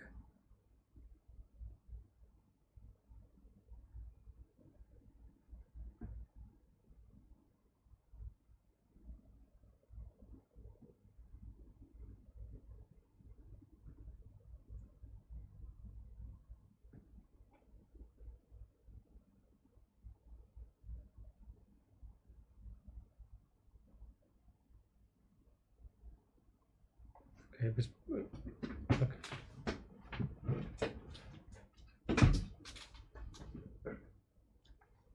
So okay, so the small universe is if k is too small, then you upgrade blocks, but I still don't know how to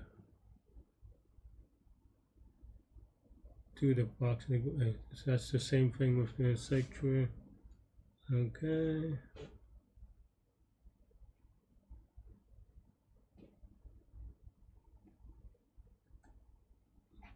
Let's see. Again, 1 is 2. Even just 1s and 2s if in the same block, I don't know how to do. Right?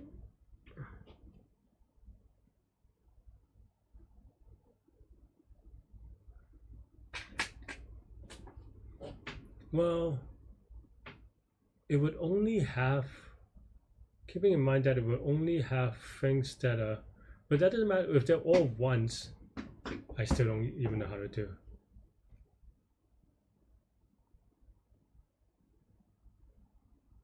Right? I mean, you could dedupe by offset or something, I guess.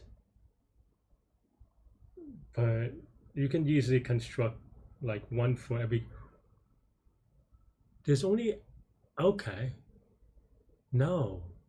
That there's, oh, maybe that's right. They're only up to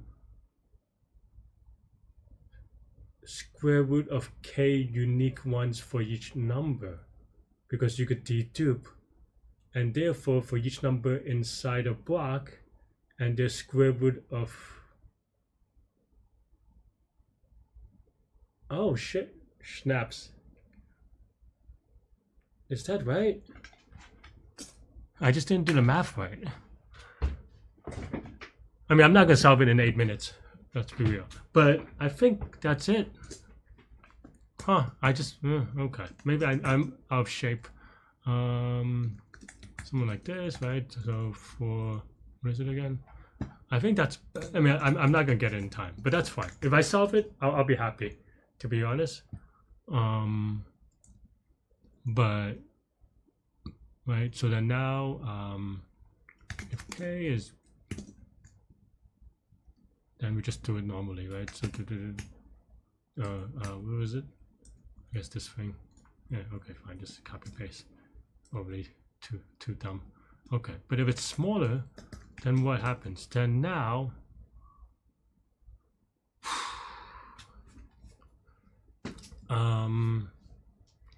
we update the I mean, it's way easier to do off by 1s and stuff, right? But okay, block L, I don't know if that's cool.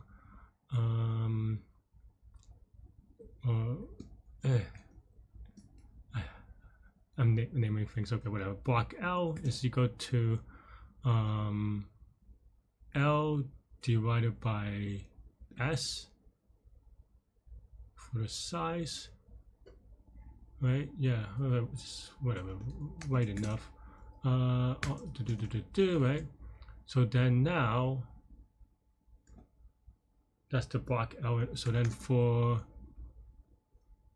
I in range of BL plus 1 to BR, because it doesn't include them, then now we can just say block of I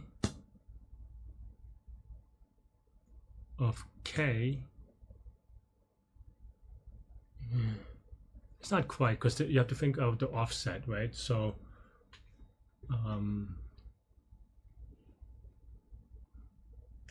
so K block I's K's offset multiplied by V, right? Of course you have to mod it. Okay, fine. Right? So something like this. I think that's right. And then you also just do yeah, for I in range from L to I'm not practiced enough to know how to do this. I just did the math wrong. I guess I had it. Cause well, maybe whatever. Okay, focus. I mean, I'm okay. Still focus. Math, right? So this goes up to what, BL. So it's BL plus 1 times S, I think. Hopefully not off by 1. Oh, and in multiples of K. Num sub I is equal to, and then the other side is from BR. So BR is the one with the indexing is hard. I think it's just from BR times S. Maybe. Oops. I mean, spiritual victory. Let's go. Something like this. Copy paste. Right? And then now we have to allocate space for this. Right? This.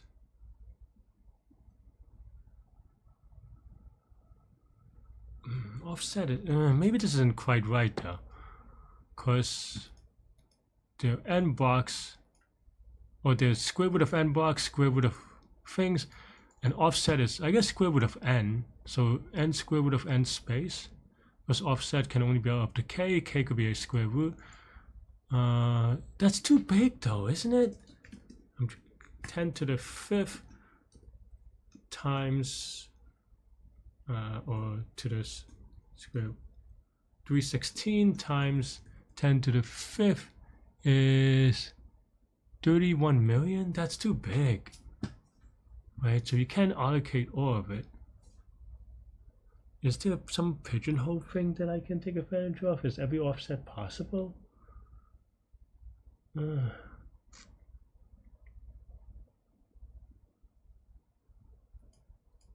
Because this is up to k. This has square root of n. This is square root of n.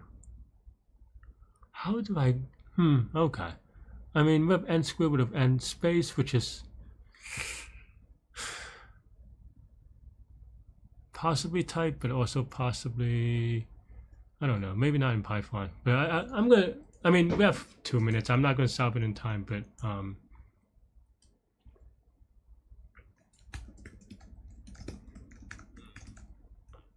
and well, we're definitely not going to do it if we do default dict, but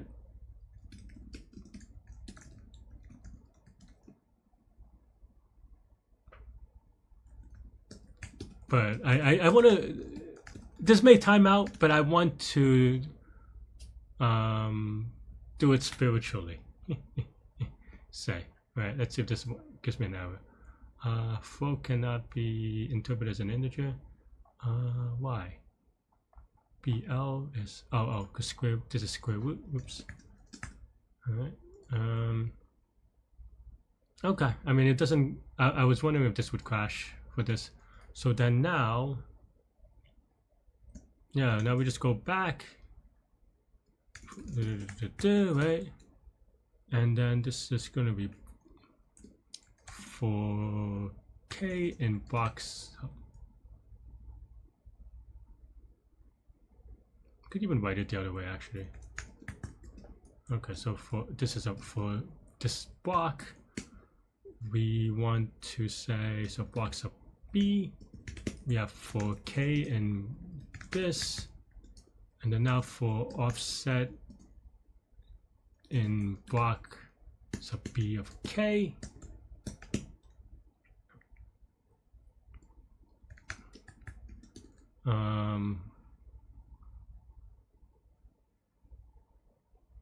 Okay, then that means that we want to start at the offset, right?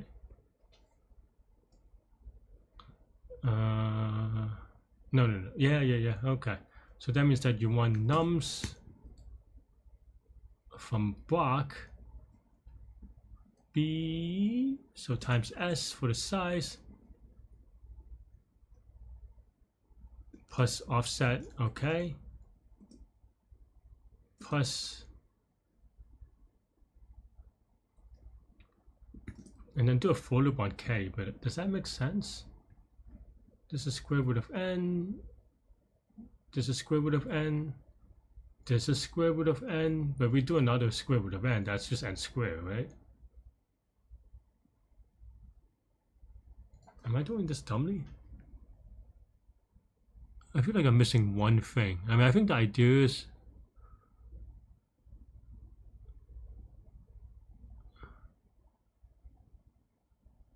oh, I see. So then you just do a mod, you do it the other way. Okay. So then you do it from I in range of N. And time is out, but maybe we could still get it. Then now, B is equal to I divided by S, okay, right? And then now for maybe not keys, well, maybe keys, right? Then now, okay, so then now we could calculate the offset, right, from the lookup. So P offset for potential offset is equal to what's it? I mod S. Yeah, no, that's right. So then now, if block of K, if P offset is in this, right? Yeah, then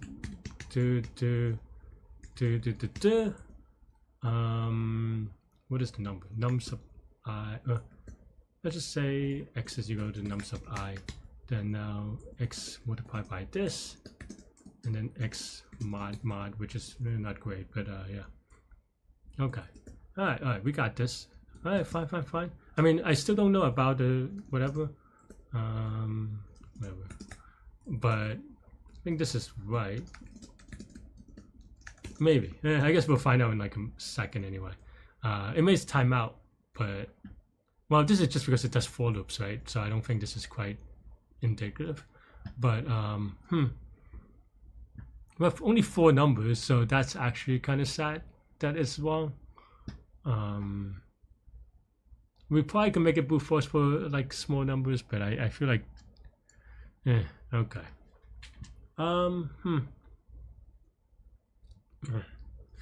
I feel like the idea we're close, but clearly, I mean, okay. So at least this is performant. Actually, I want to test something real.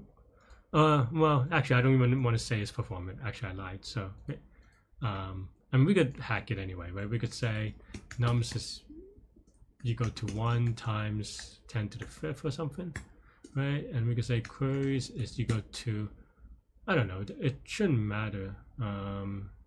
Just like 1 1 1 1 or something, or 1 to Yeah, times also 10,000, and this should time out, right? Maybe if I did it correctly. Is it this? Too many values to unpack. Did I mess this up?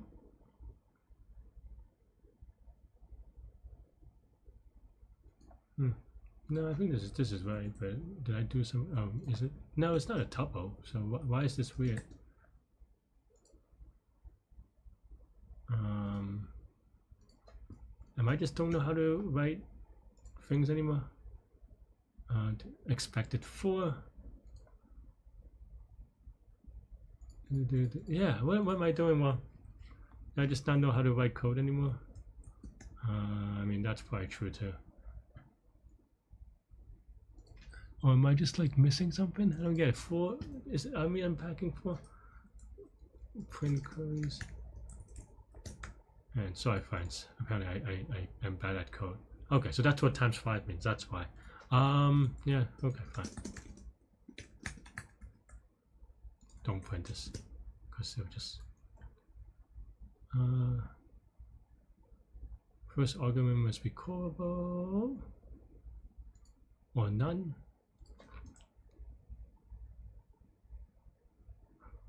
Didn't this run? Why is this giving me an issue now? I mean, because of this thing? Is it because...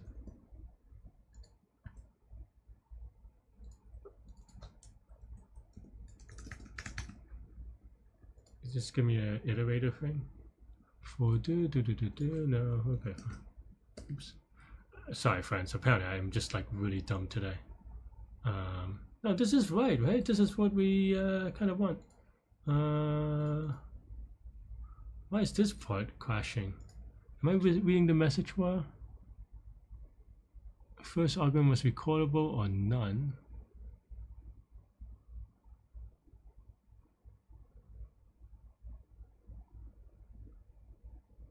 Why is this working for the other ones? So I guess it is something that I'm just doing weird. Huh?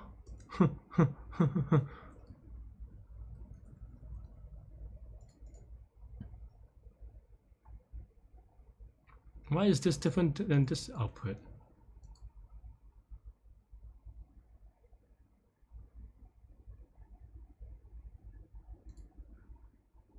Also, I'm the reason is because I never set offset. How is this even working? We never said, I mean, okay, fine, K is right, but offset we never did, right? So what is offset? Offset is equal to L mod K. I think that's it, honestly. Okay, that is a crazy miss though, actually. Let me just use this real quick. I'm curious whether I've gotten it right. Okay, still wrong answer. Okay, fine. But we don't set it at all, so I don't know how that was even right. Okay, it happens, I suppose. But why is this giving me an issue? Am I just being silly?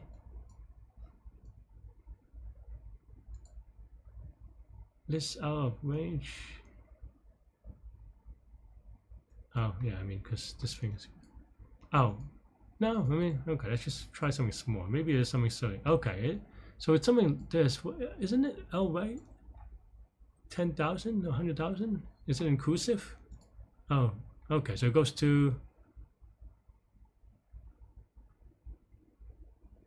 Oh, whoops, it's not... Okay, I'm just being dumb. Okay, whatever. But this should time out, right? No, it's still...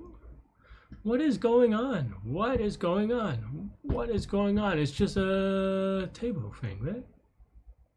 Why is this giving me so much issue? What am I doing wrong? Why am I... Like, why is this working? Is it just allocating too much memory? Is that it? Like 10 to the 5th, right? L right, you know, and this is still inside 100,000. So why is this wrong? Wow, I am just losing my mind today on like the silliest things, right?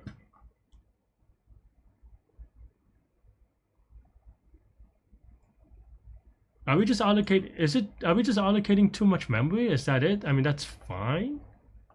No, but we're only doing one thing, right? So wow, I'm just so confused. Am I missing one lambda collection thing? Maybe I am, but that would have shown up in the other one things, right? Let's change k to 2. Does that change things? Sorry, friends, I am just beyond myself. Why is first argument recallable or none? Is this even pointing at the right thing? Is that why? I don't. Wait, maybe I'm just misunderstanding what it is putting it. Like, where is this pointing at? Line 10? No, I mean, this is it. But why? Now, did I change a thing somewhere? Is this the... I thought that works, lambda 1. Okay, maybe that's it. Okay. But why does it... Why does that work before? I'm so confused. I'm so confused. Maybe it just never called... Oh, I guess it just never caused this. Okay, I see. Fine. Okay, and then now this actually does call it. Okay, I see. Or it never was here because k is always bigger than this, so that's why. Okay, I see. Okay, that's fine. But I am really dumb though, clearly. Okay, it should time out though, right? Oh, actually it runs. Not correctly, but oh no, that's because of this thing. Okay, now it should time out, right?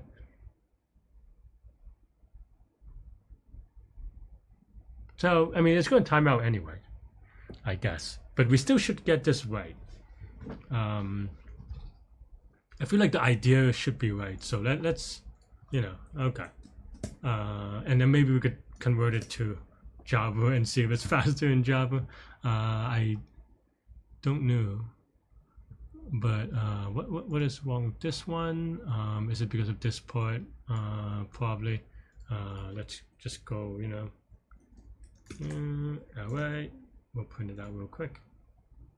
And now we have the expected answer anyway. Okay, so these are and let's just put out S maybe, PL, PR, S.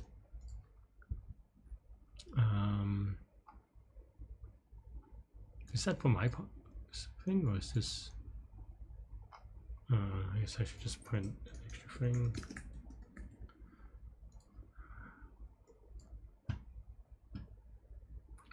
Okay, so this is for the one that I would care about. Oh, there it is. Okay, keep it up here. We go from 2 to 2. So this is the small row. Okay, so you have 2 to 2, block 1 to 1. So this never kicks. So this should be okay, right? Let's see what happens if I just do this. Let's actually make a different example.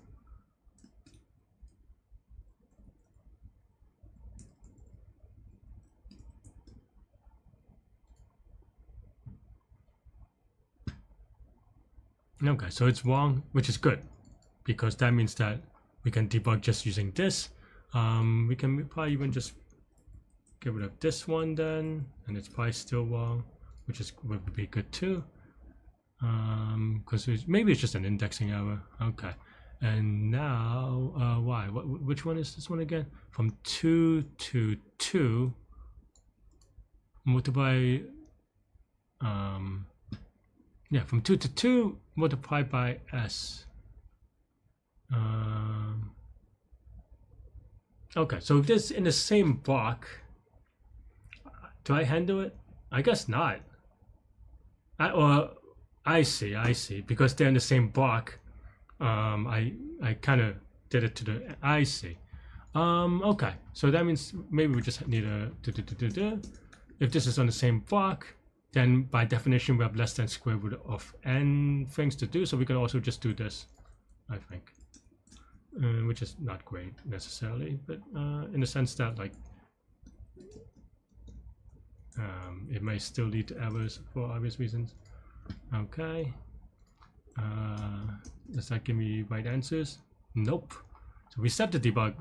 It's good that we still only have the debug here though, for us to be. Oh, well that's because I just don't skip. Okay. Okay, so that looks good. I'm too lazy to print out, remove these. If it times out, it times out. So I'm just gonna submit for, because if it's a timeout, we'll just convert to Java anyway. These things will change. If it's wrong answer, then we well, then we have to debug. Okay. And is it like a good wrong answer or is it a dumb wrong answer? I don't know. Okay, so let's just remove this one. I think it's not as, maybe it is. It's fine. It's still only 5 numbers though, so we can maybe say k is equal to 2. For big k's it doesn't matter, so it should be a small k.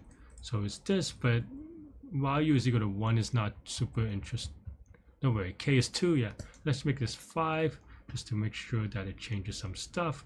And yeah, okay, so that is still the same answer. So maybe it's the offset, because the offset is the part that I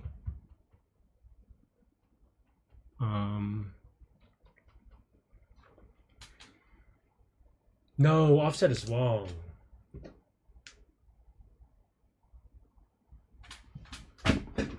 Because I assume it's offset, or I see. Offset is wrong. Because in one place, I think I assume here, I don't know what I assume here, but here I assume this is off. Yeah, I mean, this is just wrong, right? Because there's no reason why.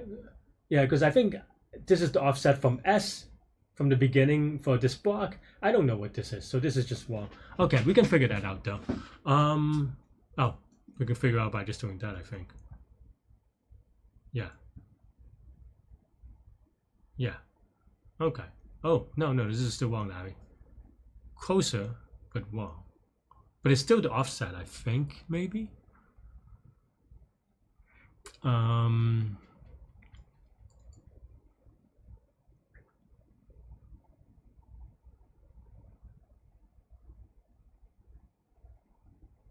I is the because this I and L, because this offset depends on the first one, but this is, it doesn't feel right. I think this is the thing I have to debug, but I don't know.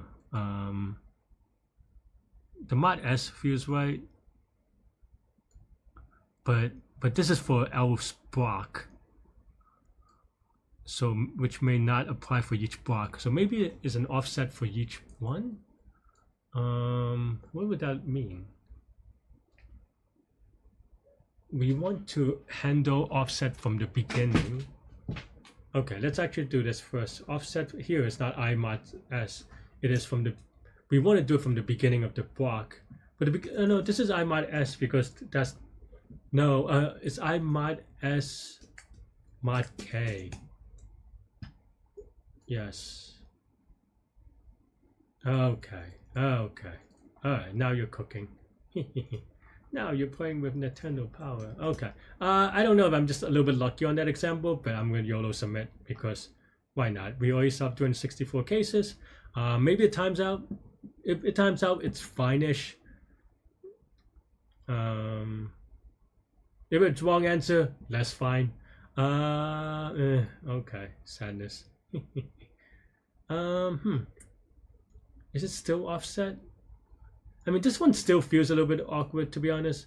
Oh, this has to be also mod K. I don't, that inconsistency doesn't make sense.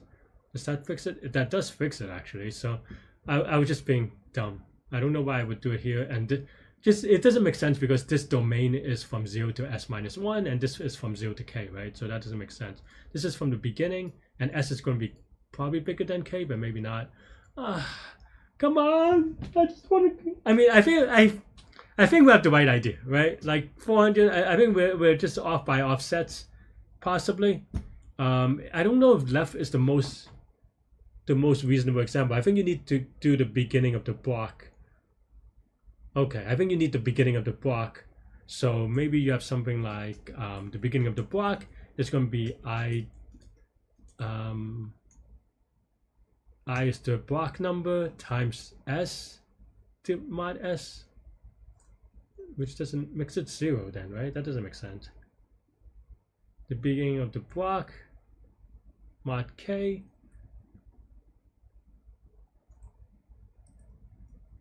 Well, it's not this I. This I doesn't make. Wait, what did I have before? L? Okay, because that's the first one. I guess that makes more sense. But L mod S mod K is the offset for the current for their block. Offset us. Okay, let me regroup for a second. I mean, I think I just need to draw an example. I'm just being stubborn to calculate this offset, trying to do it in my head. But okay. Because for example, if L is 3, or if L is 0 in the current thing, but S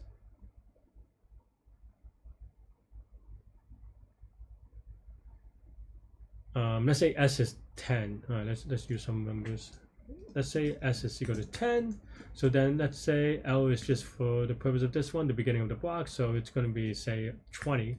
But then K is equal to 3. So 3 does not divide 10, so it doesn't go over evenly, which makes it interesting. So then now, what does that mean, right? That means that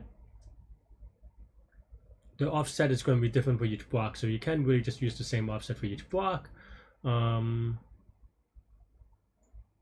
Because that's awkward. We could do it by offset by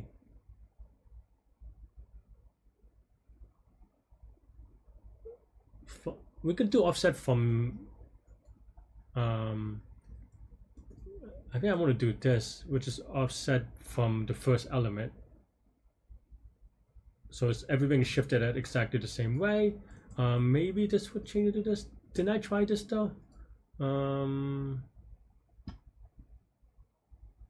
Like I tried that though. Right? I don't know why I didn't. Yeah, I mean this is just wrong. I can't tell whether the other ones are. Oh, that's actually much better. Okay. Don't know why they don't do it here though. I don't know where it went. Oh. Okay. Right. So we did try that on the L, because L is the offset from the beginning of the thing, so it would be consistent. But why is it not then? Am I off by 1 or something? I feel like this should be right for a given K, because everything is just shift the same way. This L is the 0. If L is, did I do this wrong? Maybe it's K minus L? Like maybe I just did the math wrong, right? No, I mean it's still wrong.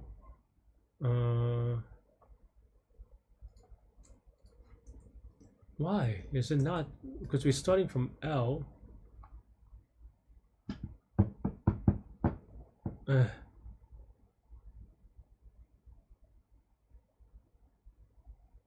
Starting from L.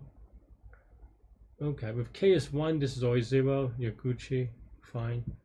If K is 2, I guess we have this here. All right, let's use size is equal to 9, and in K is equal to 2. Maybe that's a little bit easier. L is 20. Oh, let me make it 18. Then it's just the offset is going to be 0.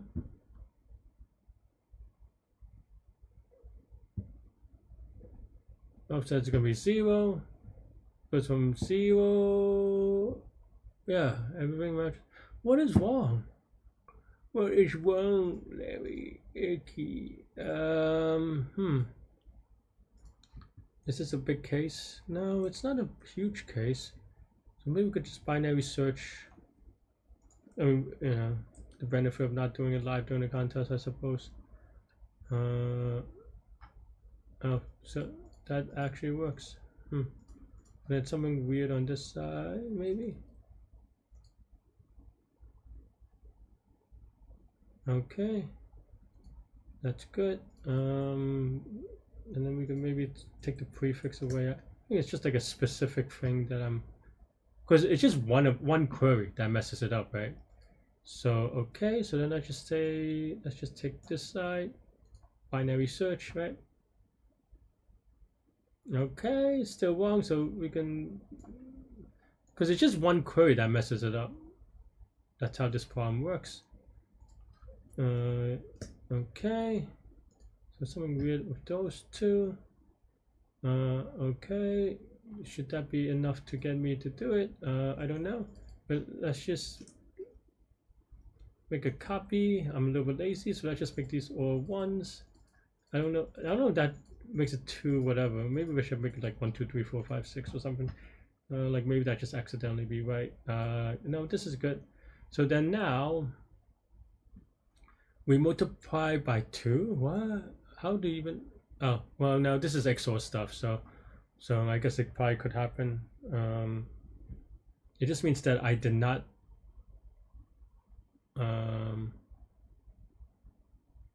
Oh, how do you get to 2?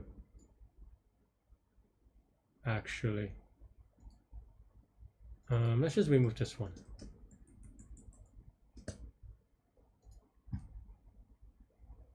I mean, it's clearly just off by 1, right? But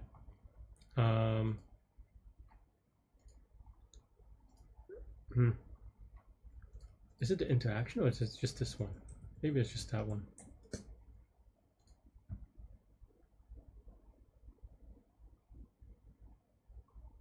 Nope. Okay, so that's good. This is what we want. Okay, so we output 16 when it should be 1. 3 and 6 means that we want to change 3 and 5. But hey, maybe I should have done it this way. Okay, fine. We just write nums of I is equal to x. We just print nums of I. Right? Yeah. Okay. No, the other one's easy. Okay, so that means that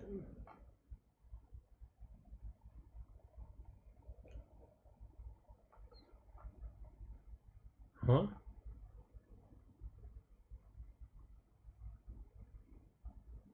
Oh no, I don't print nums of I. Oh no, I print nums of I, but I meant to print nums of I, and I am. It is almost. Oh, it. I was gonna say it's almost 5 a.m., but it's actually 5:12 a.m. So okay. Okay. See, debugging. But I mean, we should fix this. But so actually, maybe I'm wrong. Maybe it's not the offset. Maybe this is right. I'm just here. This is wrong. Because we always start here, but that does not factor in the offset. I assume that we start from the beginning of the block. That's what is wrong. From L, it's fine. From here, it is not. Okay. Okay. I mean, that we can solve. I just suck at math. So well, this doesn't change anymore, right? We established that, and I was so, I mean, you saw me. I was very focused on that being wrong, but I until I was like, no, that doesn't make sense. That should be right. But in any case, so is this plus offset maybe?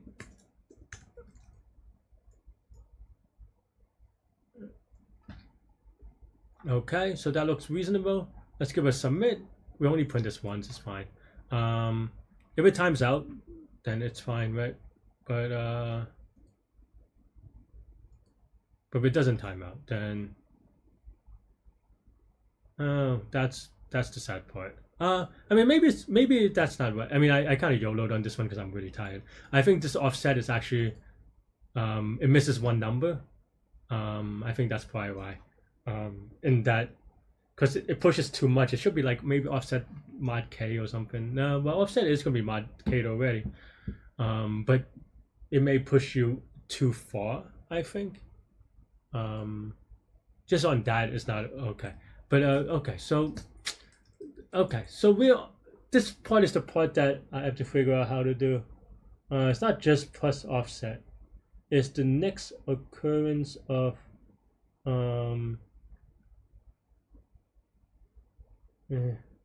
All right, let's do it in a dumb way because I suck at math, which is that start is equal to BR times S while BR times S, while start mod K is not equal to offset start increment by 1. Let me just keep on. So then now this is equal to offset, and maybe that's fine. Oh, we should use this one. Oh, max case reached. We don't. Let's just say we. Maybe I don't know if I want to say we're confident. Okay, this one's definitely fine, right? I don't know why they have an 8 case limit. I mean, I guess I know why, but okay, looks okay. YOLO submit. We could probably, that is a formula, right? But this only loops square root of k times, so technically the complexity has not changed. But ooh, okay. I mean, we kind of expected that. It's 605 over 606. I consider this a victory, honestly. But let's convert this to Java. This is easy to convert to Java, maybe. I don't know about this part though. And by easy, I mean I'll ask ChatGPT to do it. Let's remove this comment. But okay. I didn't. I did the. I don't know. It is what it is. I did the math incorrectly during the virtual thing. Can you convert this to Java?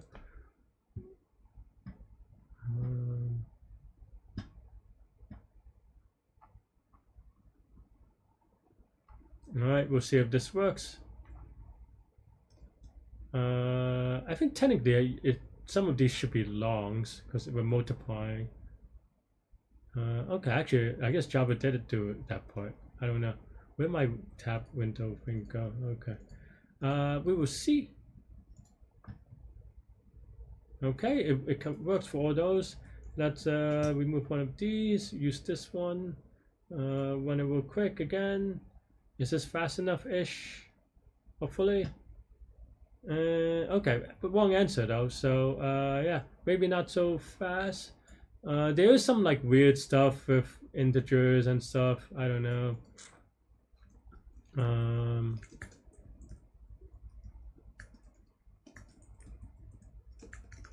Something like that maybe. Does that fix it?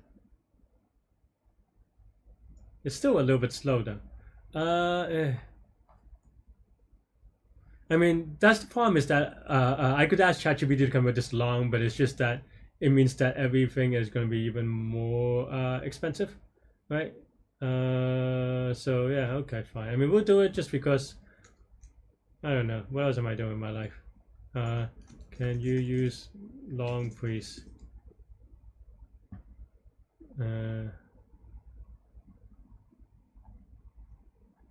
Alright, we'll see if that fixes it.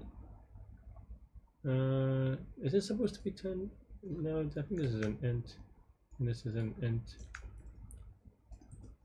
I could be wrong, actually. Incompatible types, that's fine.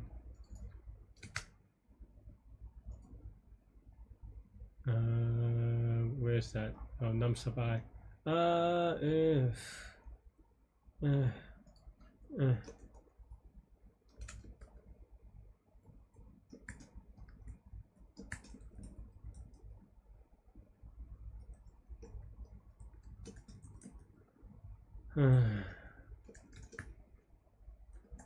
I suspect I have to do that in a few places. Where else? Okay, fine. Where else? Come at me. Oh, why wasn't that highlighted before? Okay, I mean this is just for testing, so it's fine. Return total. Why is total now? This is the one that doesn't need to be. But yeah, okay. I think this is fine-ish. We just have to convert this to a long int because it's got already modded. Okay, so big case is okay. It still takes too long. I mean, may time out still. If it times out, I don't know what I'm gonna do. Even earlier. Can I make one more optimization? I mean, I think the biggest thing is the square root of n space. Though I guess it's not a tight space. But I'm surprised that my Python is actually went further ahead. But I have to do one more optimization, and I don't know that I know how to do one more. Or maybe there's something with offset that we can do. I don't know. I don't think. Well, I mean, this is a tight bound, or this is pretty tight. I think this part is a part that's a little bit sketch. Can I do a little bit better?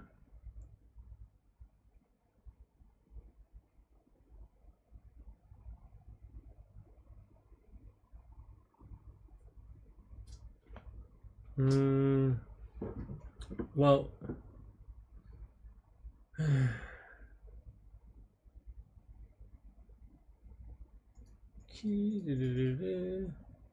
I loop this in a different way that makes it better? The offset is weird, right? But the offset is calculated, so this isn't. This is O of 1. That's the thing that I had to rewrite. I did rewrite this, in fact, right? So that this is no. So this should be fast enough because this is square root of. This is O of n. This is square root of n. So this is n square root of n. But the space thing is the thing that is a little bit awkward for sure. We're at 605 or 606. I don't know if we still need an optimization. I feel like I don't know if I could. I think this is the place where I want to get rid of one, but I don't know how. These are blocks. Can get rid of it. Can get rid of it. Offset maybe. Can I get rid of offset?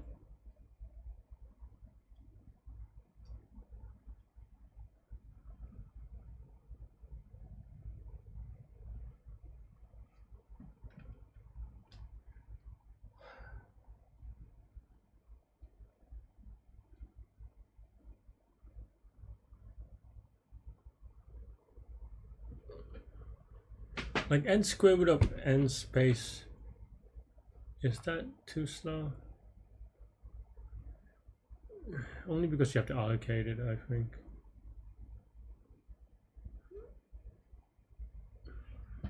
That's frustrating though. And I don't know why it doesn't show up anymore. In that, like it was what, 605 out of 606?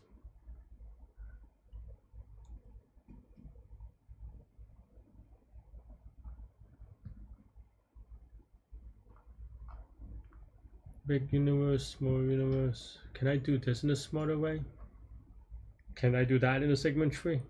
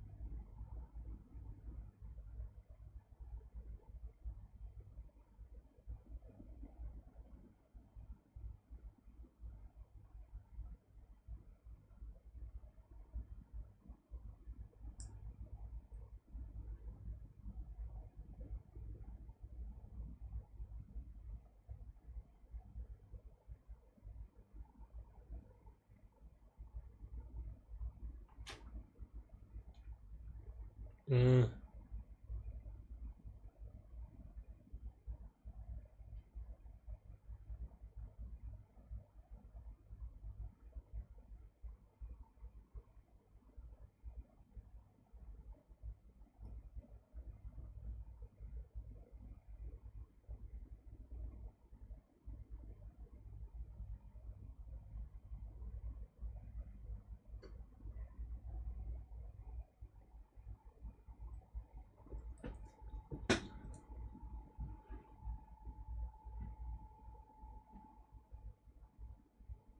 I don't know. I'm trying to think. I mean, n squared would have been. I feel like it's an accomplishment for me, but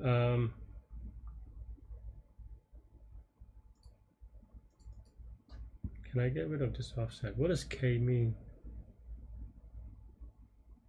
No, I mean, at least the way that I wrote it in the offset, I think.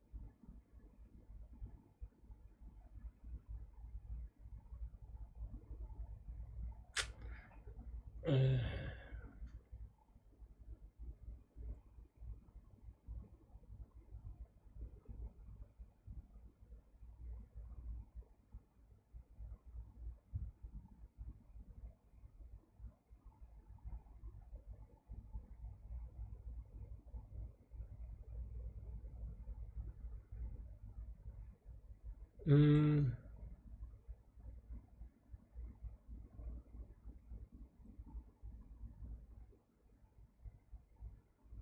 prefix sum.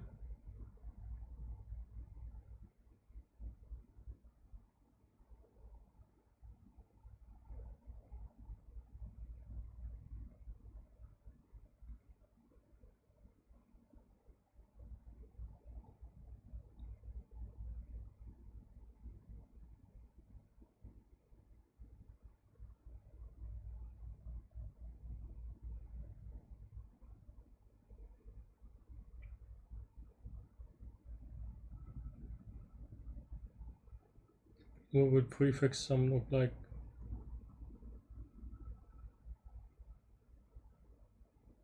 You start a multiplication at the beginning and a multiplication at the end.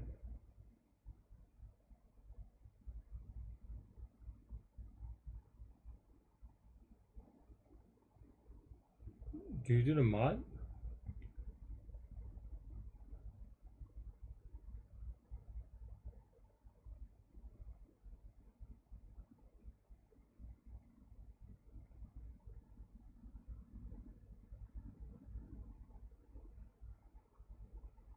And we only need one for each k. Okay.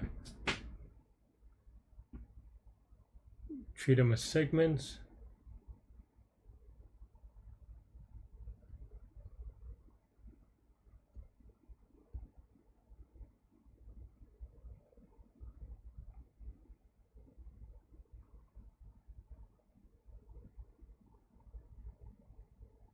But you still have to do, then in that case, you have to do for k for each offset. Right? Do you have to do it for each offset? And that makes it slow, right? Or am I weird? No, because for each I,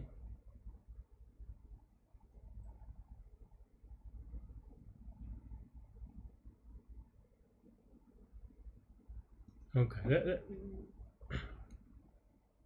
Let's pretend it's add for now, so I could do it. Okay, so you do plus on the left, subtract from the right. How do you? But on a skip of k, okay.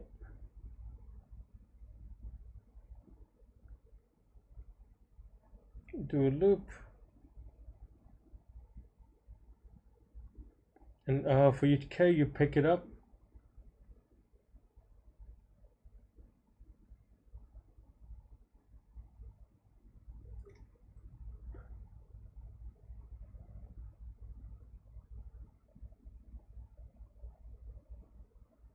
I see. So you do a loop k.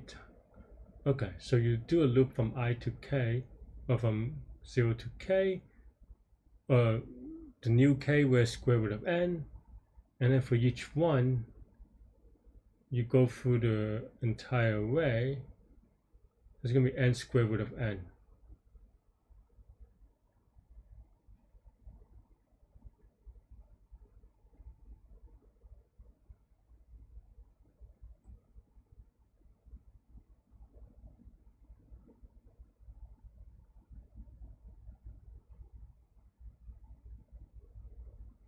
which is the same complexity, but you do allocate less space. Okay, so then what would that look like? Okay, what would that look like? We would say maybe, I don't know, whatever, block. It's not quite right. Of, is it L? Maybe BL.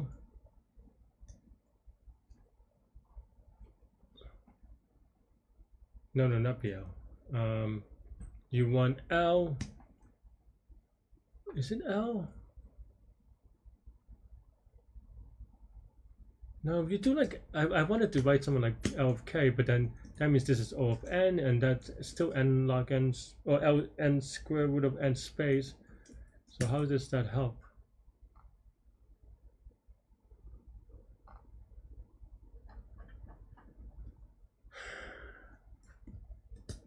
I don't know. I think minus.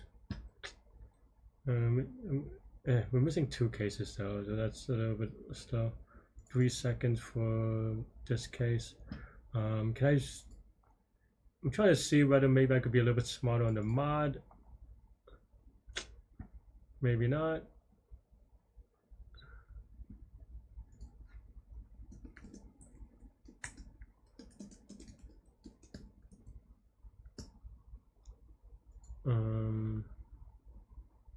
It's like 3.6, I think. I don't think that helps that much anyway. But even slower. Really? 4 seconds? But we have 2 test cases, and they're probably the max cases. I don't know why they put them at the end though. But okay, really? This is faster? And we could write the rest that way too. Well, we should close it though. Or unopen it.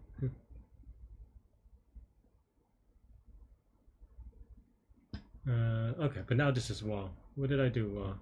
Oh, nope. This is faster? I didn't know that it would be. I thought I saw 3.6. Did I mix stuff up? No, it's definitely a bit faster. If I do the same way, I thought this would be faster, to be honest, but maybe I'm wrong.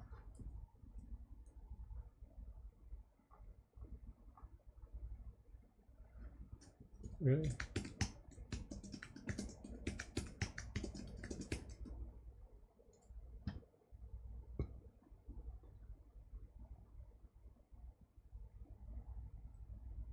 I mean, that doesn't seem like it does much. It is very confusing.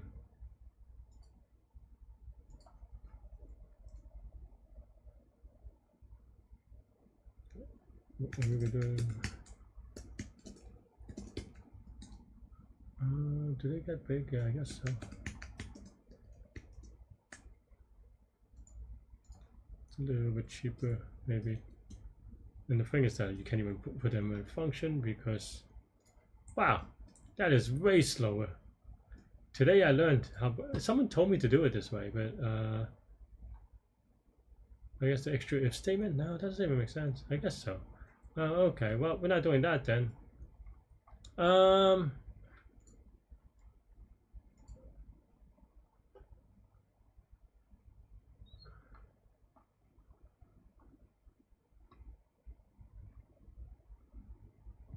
Yeah, just gonna optimize this. I don't know. What happened to this one? Oh, did I submit it? Or did I just run it?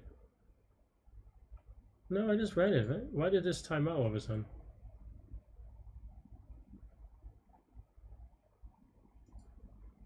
Because I forgot to mod somewhere? That's the only reason why it would time out.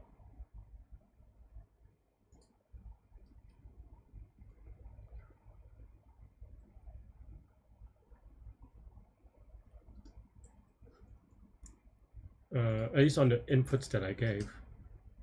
Right?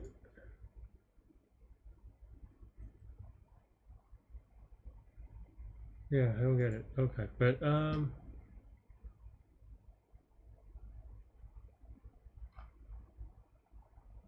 I guess I don't have to make it that much faster. I just need to make it twice as fast. And if I do that without doing this loop, that may be good enough. This is square root of n. And this is a little bit funky, but it's fine. Maybe I forgot about it. I actually forgot about this one. Alright, how do I do the math? Let's. I actually forgot about that. I had this. Okay, so we will figure it out. If this mod k is already offset, then this is the start. If offset is 1, then you have to add. Okay, wait. Okay, so we have we want to solve for BR times S plus some number I is equal to offset, right? Mod k on the left for the min I, right?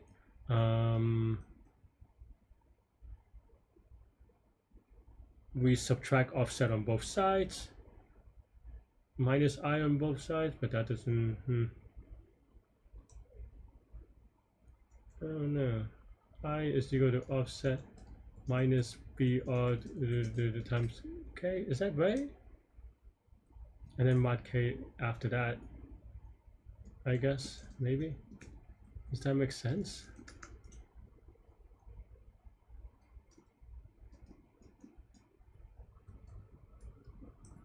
Well, I guess if this is wrong, it'll just be wrong. It's been right? The other one.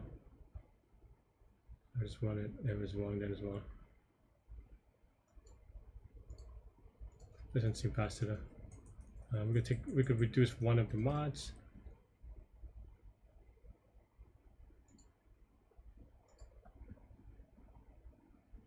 Oh, this is wrong because now, I mean, it's fine, but then now this becomes like,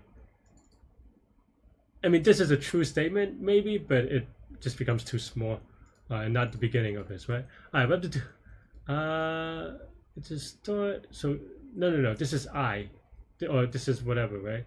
So this is going to be, I don't know, some number A, let's just say A, and then this is going to be BR times S plus A. Okay, that's what I meant. Assuming this is right. Okay. Somehow this is slower though. So that while loop is doing a lot of work. Or a lot less work maybe. How does that even, I don't know. Okay, fine. So maybe, no, but there's mod in that one. How? Why? Why? Ooh, ee, ah.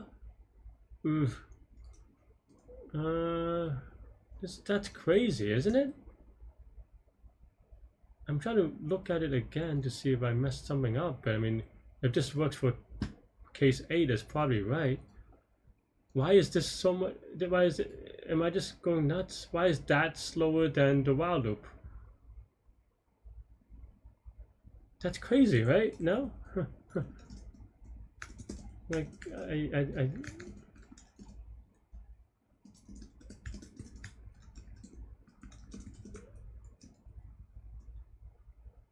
like, they should be identical. Okay, let's just write this. We're going to assert start is equal to A, right? Okay, start is, well, it's not A, it's BR times S plus A. Whoops.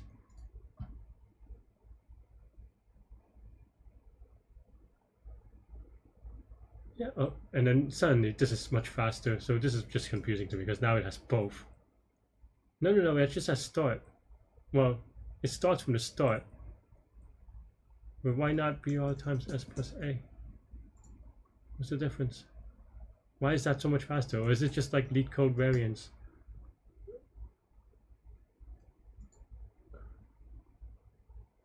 Wow, today I am dumb. I mean, maybe there's some like maybe Python optimized this to be like some bytecode prediction thing, and I don't know. I guess. Wow. So my laziness really was the best way. That's hard to believe, right? I mean, it's. I'm gonna YOLO submit again, just to so that I could get a test case in there. My hard drive is getting filled out because of this video, probably. So, okay, this time's out. But I thought it said 606. Okay. My computer is crashing a little bit. I'm gonna pause the video so that not pause. I'm gonna stop recording. I'll be BRB because I think I need to delete some files, but I need to save this one down first. All right, BRB. All right, I'm back for now. I mean, we're just timing out, right? I don't know what else to do. This is n square root of n. I guess I'll take a look to see what people did. I guess I'll learn. What is going on here? That's square root of whatever. Okay. Map. Okay, so actually this is a similar idea. So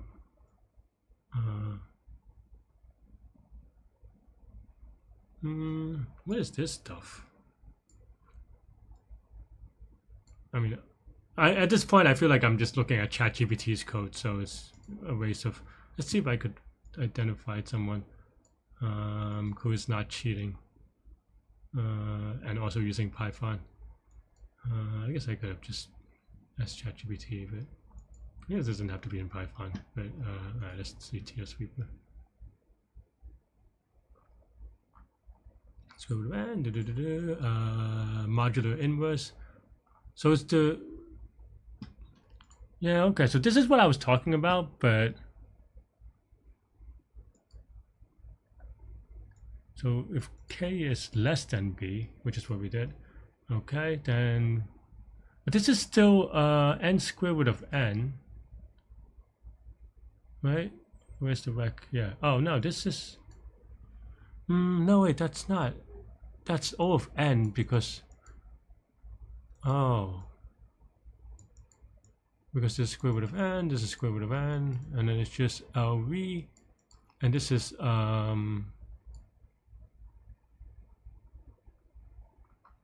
okay, I guess that makes sense. Basically it just becomes sliding window, or not sliding window, but is this sorted? Do they sort it? Oh, I guess they do sort it. There we go. I guess we could play around that. I guess that is linear. It's just defense. I was thinking along those lines, but I was thinking about getting the entire array, which I guess was the issue because the way that he did it, he did not get the entire array. I need to pause soon because I'm running out of memory again because hard drive space, because these things go very big, and yeah, no bueno. What's my computer doing? Alright, let me kill some things real quick. Okay, I guess that makes sense. I was thinking about it if I have a difference array, then I create an entire difference array, but I guess I don't need to. I forgot, well, it's also 540 now, so of course, but yeah, but basically I have this offset. So then now for what is it? So then what I want is the equivalent of the block. We have a certain k. We have the offset, right? For this offset we want to add 2 events. We want to add one at left, I guess, where we have right? Maybe more, put a flag. I mean, we can, and then right the other flag. We could do the math later. So then now, what this is going to be right? List, right? I know. What is going on with my computer? Like, what is using the hard drive space? It's going to crash soon. So I'm at like 700 megs. Because this recording is going too crazily, or I don't know what else is going in the background. Just kill some other windows, hopefully. You should also like it's Firefox, to be honest. But I can't really. Yeah, this Firefox is using 23 gigs of memory. I'm gonna kill it, and maybe it's not this one. I don't know. It is. Why was it using 23 gigs of memory? It's very weird. But as a result, that memory is in the swap memory, which is why my computer was crashing or thrashing. Because, wow, that was using 23 gigs of memory? And I was like, I had a lot of memory, like hard drive space not long ago. Because I was clearing out the other day. Okay, now I'm backed up to 15 gigs, so we could keep going. So I just kind of, it crashed and then restarted. Wow. Firefox has some memory leaks, is the TLDR. We probably lost, oh no, I was gonna say we probably lost our test cases, but we didn't. Okay, okay, so maybe we can finish this now without me worrying about my computer dying. Is it still recording? I hope so. Okay. Yeah, what a weird thing. Okay. Right, so this looks okay, right? Maybe, Larry? Okay, so then now we have, okay, for block, okay, in block.keys, then now this is just regular difference array thing, right? I mean, we had that idea, but for some reason I didn't think about it in the defense version because it's 540. Okay, so then now we want to. I'm just thinking that the way that I usually do it is actually put a thing on L and put a thing on R so that we can merge them. But I guess it.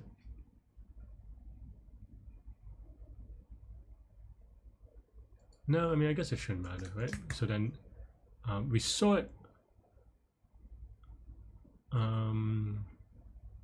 No, offset, right? Yeah, so for. Well, it's not an offset, really. Am I doing this well? I mean, it is an offset. Yeah, no, you need it for offset. Okay. Yeah. No, this is right. But yeah, I just need an offset in block or in block of k dot keys, I guess. We sort this, and I'm just put it in a queue. Maybe it's a dumb thing, but we'll see. We could write it back. It's not a big deal. And then yeah, okay. All right. So now this is square root. Okay.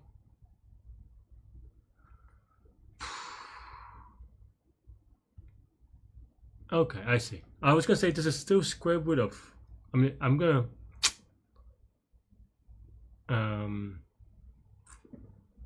Yeah, I'm gonna put something in here, but it's still gonna be two, because this is gonna be because it goes through every k.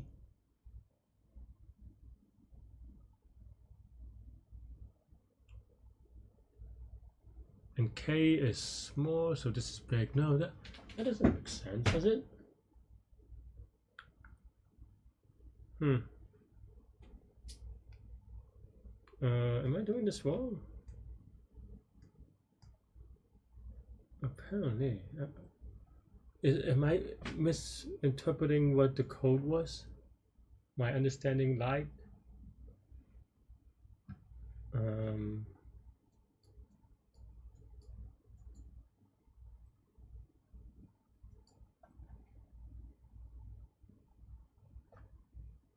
Basically, we want one for each.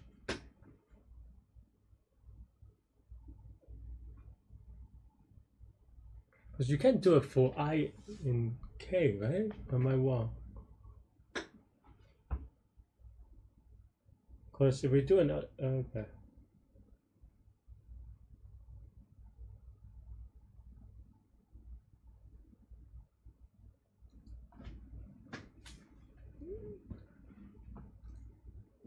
Because we can do something like this. Maybe I'm just like confused altogether. Then now again we have this like I mod offset or I mod k is equal to offset, right? So we have the same idea, except for now we want to keep track of like this flowing idea. So then like maybe you do like a, I don't know, current of k of offset. I don't know that. And here maybe you won't do keys just so that this is linear, right? And because it's linear, then maybe it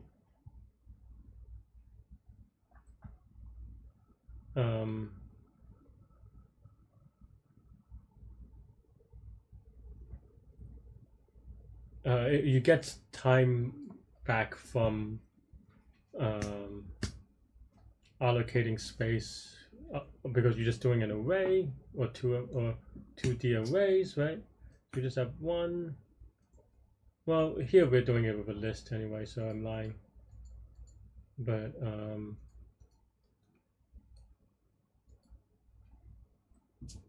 and there are a lot of these events. I mean, this is linear, but this could, the number of queries can also be pretty big, so I'm wrong here. All right, I need to cheat again. I thought I didn't need to, but I lied. Sorry, my head is low because I'm tired. Let's look at limp penta. Alright. I mean, there's some modular inverse, which is fine. K and I mean, I did this. I figured that out. I mean, this is just, what's PA? Oh, the pair, push back O. What is O? Oh. Okay, so it's just like another version of this query. I mean, this is basically what I'm up to, but I'm just struggling with the proof. Like, I mean, this part is fine. I just couldn't come up with it because I'm struggling with the proof of why this is fast enough. I don't know. I mean, it is just difference array, right? I mean, this is what I have. I mean, you could encode in one thing, but that's fine. Yeah. But I'm struggling with this loop, I suppose. Right? Maybe I want this and this. We have offset.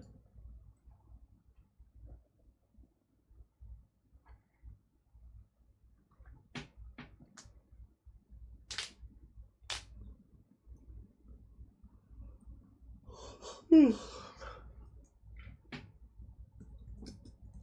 do it the other way. I don't know if it's easier.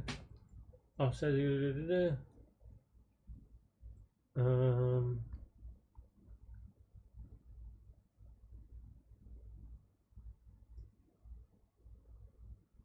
Yeah, I mean,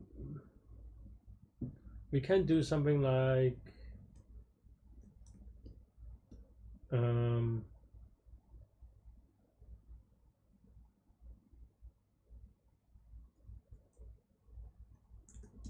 just pre-sort them, right?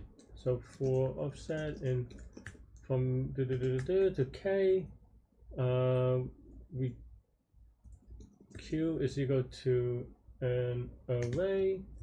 So maybe we just do right, something like that. And then now for each offset, we just look at the beginning, right? So while length of Q of offset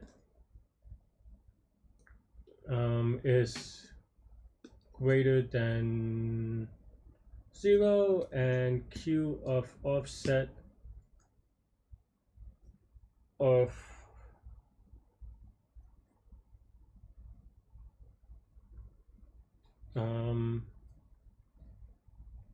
the first element is less than or equal to I, then we just pop, right? Oh, I've got to do current. Current is, what is current? Current is, should be here, and it's just equal to 1 times K. Yeah, 1 times K, not K plus 1. And then in this case, we just do current of okay, well, we want to pop left, but before that we want to say offset, we want to say the beginning is index v and type, right? Okay, and then if type is equal to 1, then current of offset multiplied by v. Straightforward. Mod. Else then maybe also same thing, but it's equal to current offset divided by v. How does it go again? Something like that, right?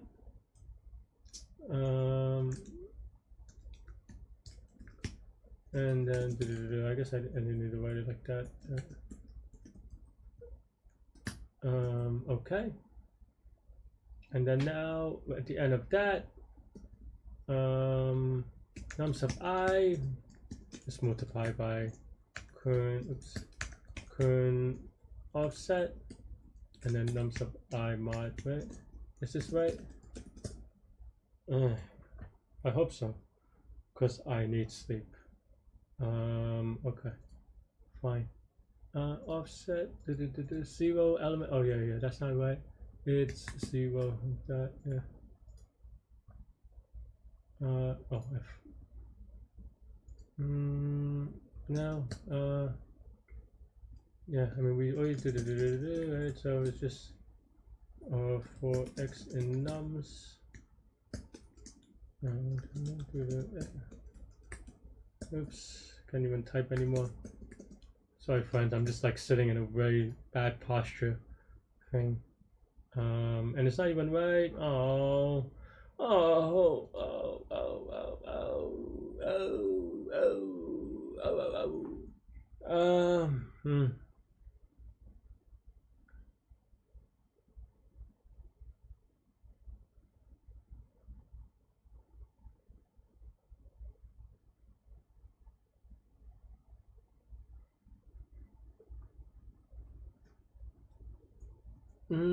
Why is that wrong?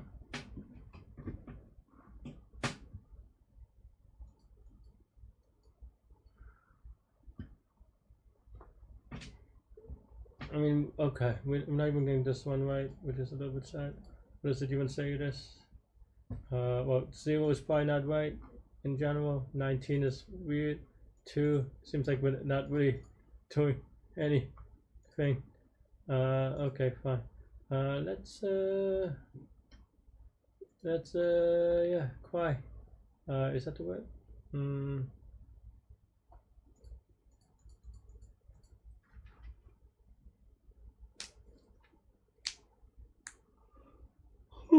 We'll use the index, but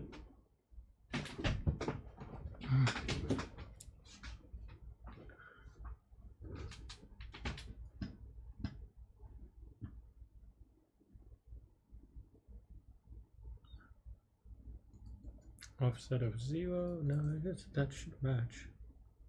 Right. Okay. Let's. Didn't we have a? Oh, I guess I got rid of the weird cases. No, this one is pretty whatever.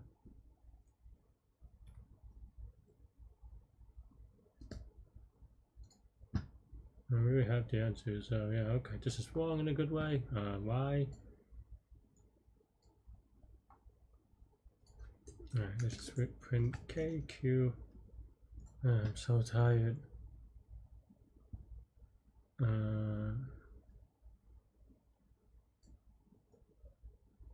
They both did, no, I guess 1 is the only one that goes.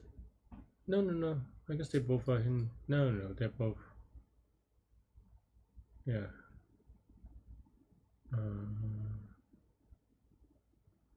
K is 1. Okay. Did I mess something up? Did I not set current? Current is no. Current is 1. So that's weird.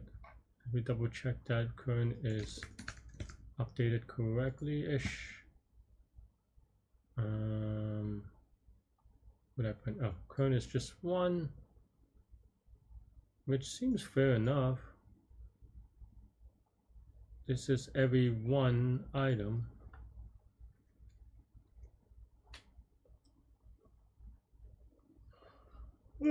I should have multiplied by 2. Wait, which one is V? V is... I messed up how I think... No, okay. I confused... Oh, no, K is to skip. Okay, V is...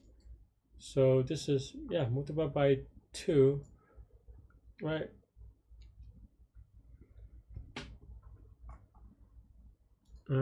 At index 0 multiplied by 2. At index 2 divided by 2.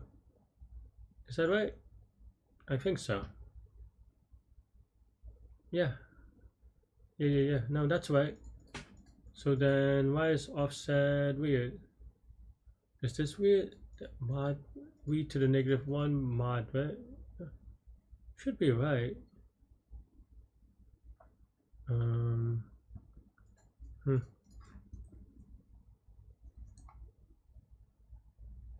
Alright, does this ever trigger?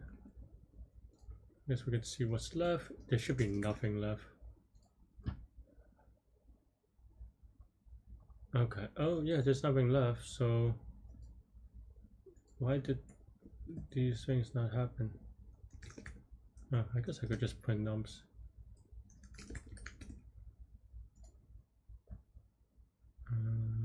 Well, that's only, well, I mean that's the only way to get 0. But is it the other part? No, it can't be the other part. But Alright,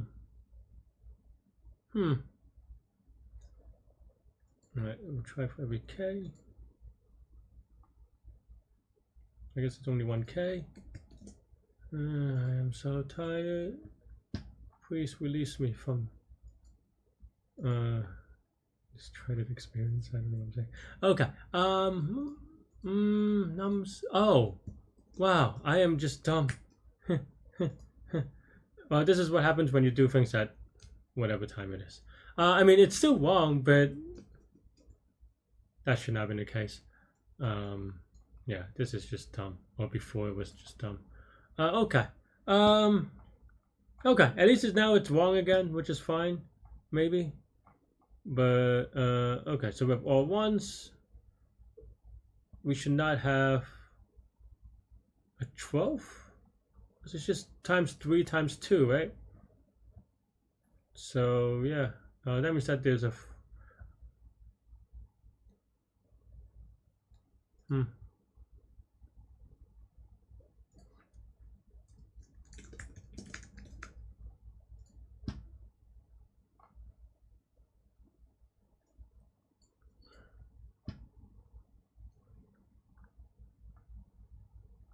mean, this is right.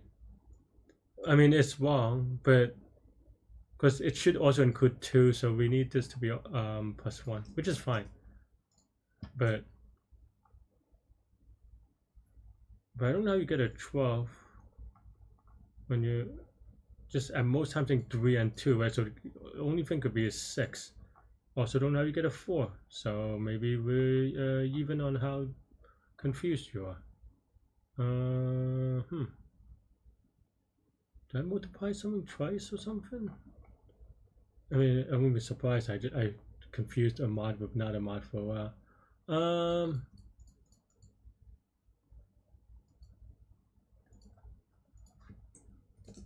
Oops.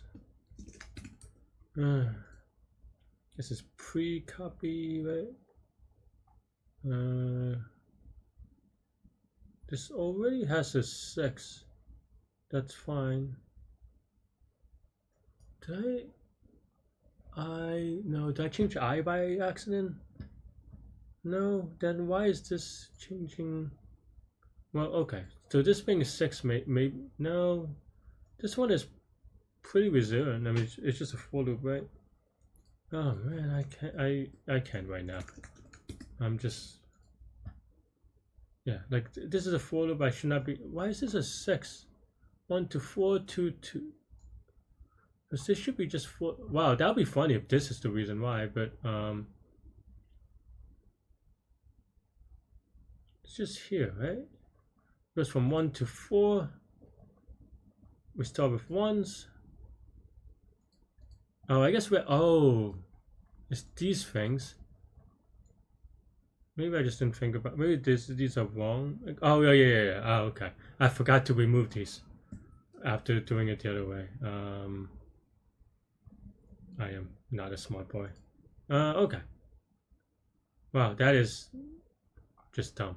I mean, I made like 5 dumb mistakes, so I don't know if that's the dumbest thing, but it is definitely not a happy thing, for sure.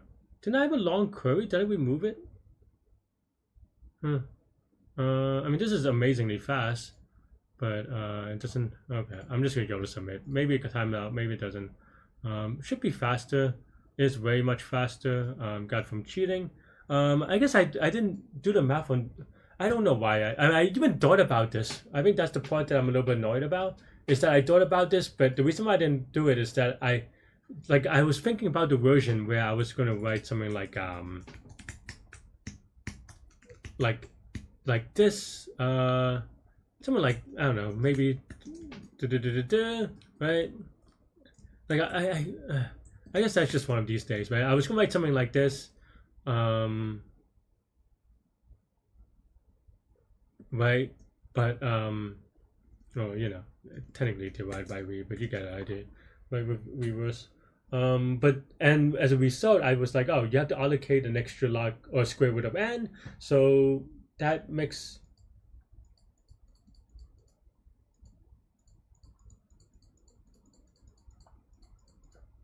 I don't know.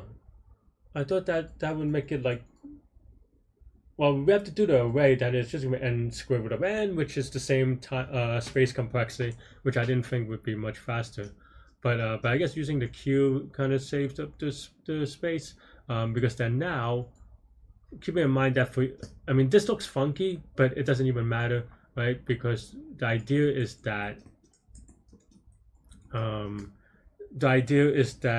for each query, there are 2 of these somewhere in this entire block, which means that this is just linear in terms of queue.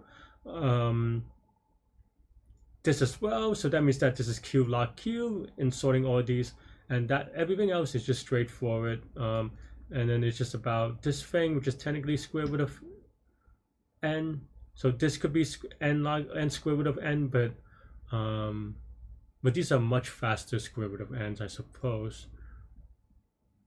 I don't know.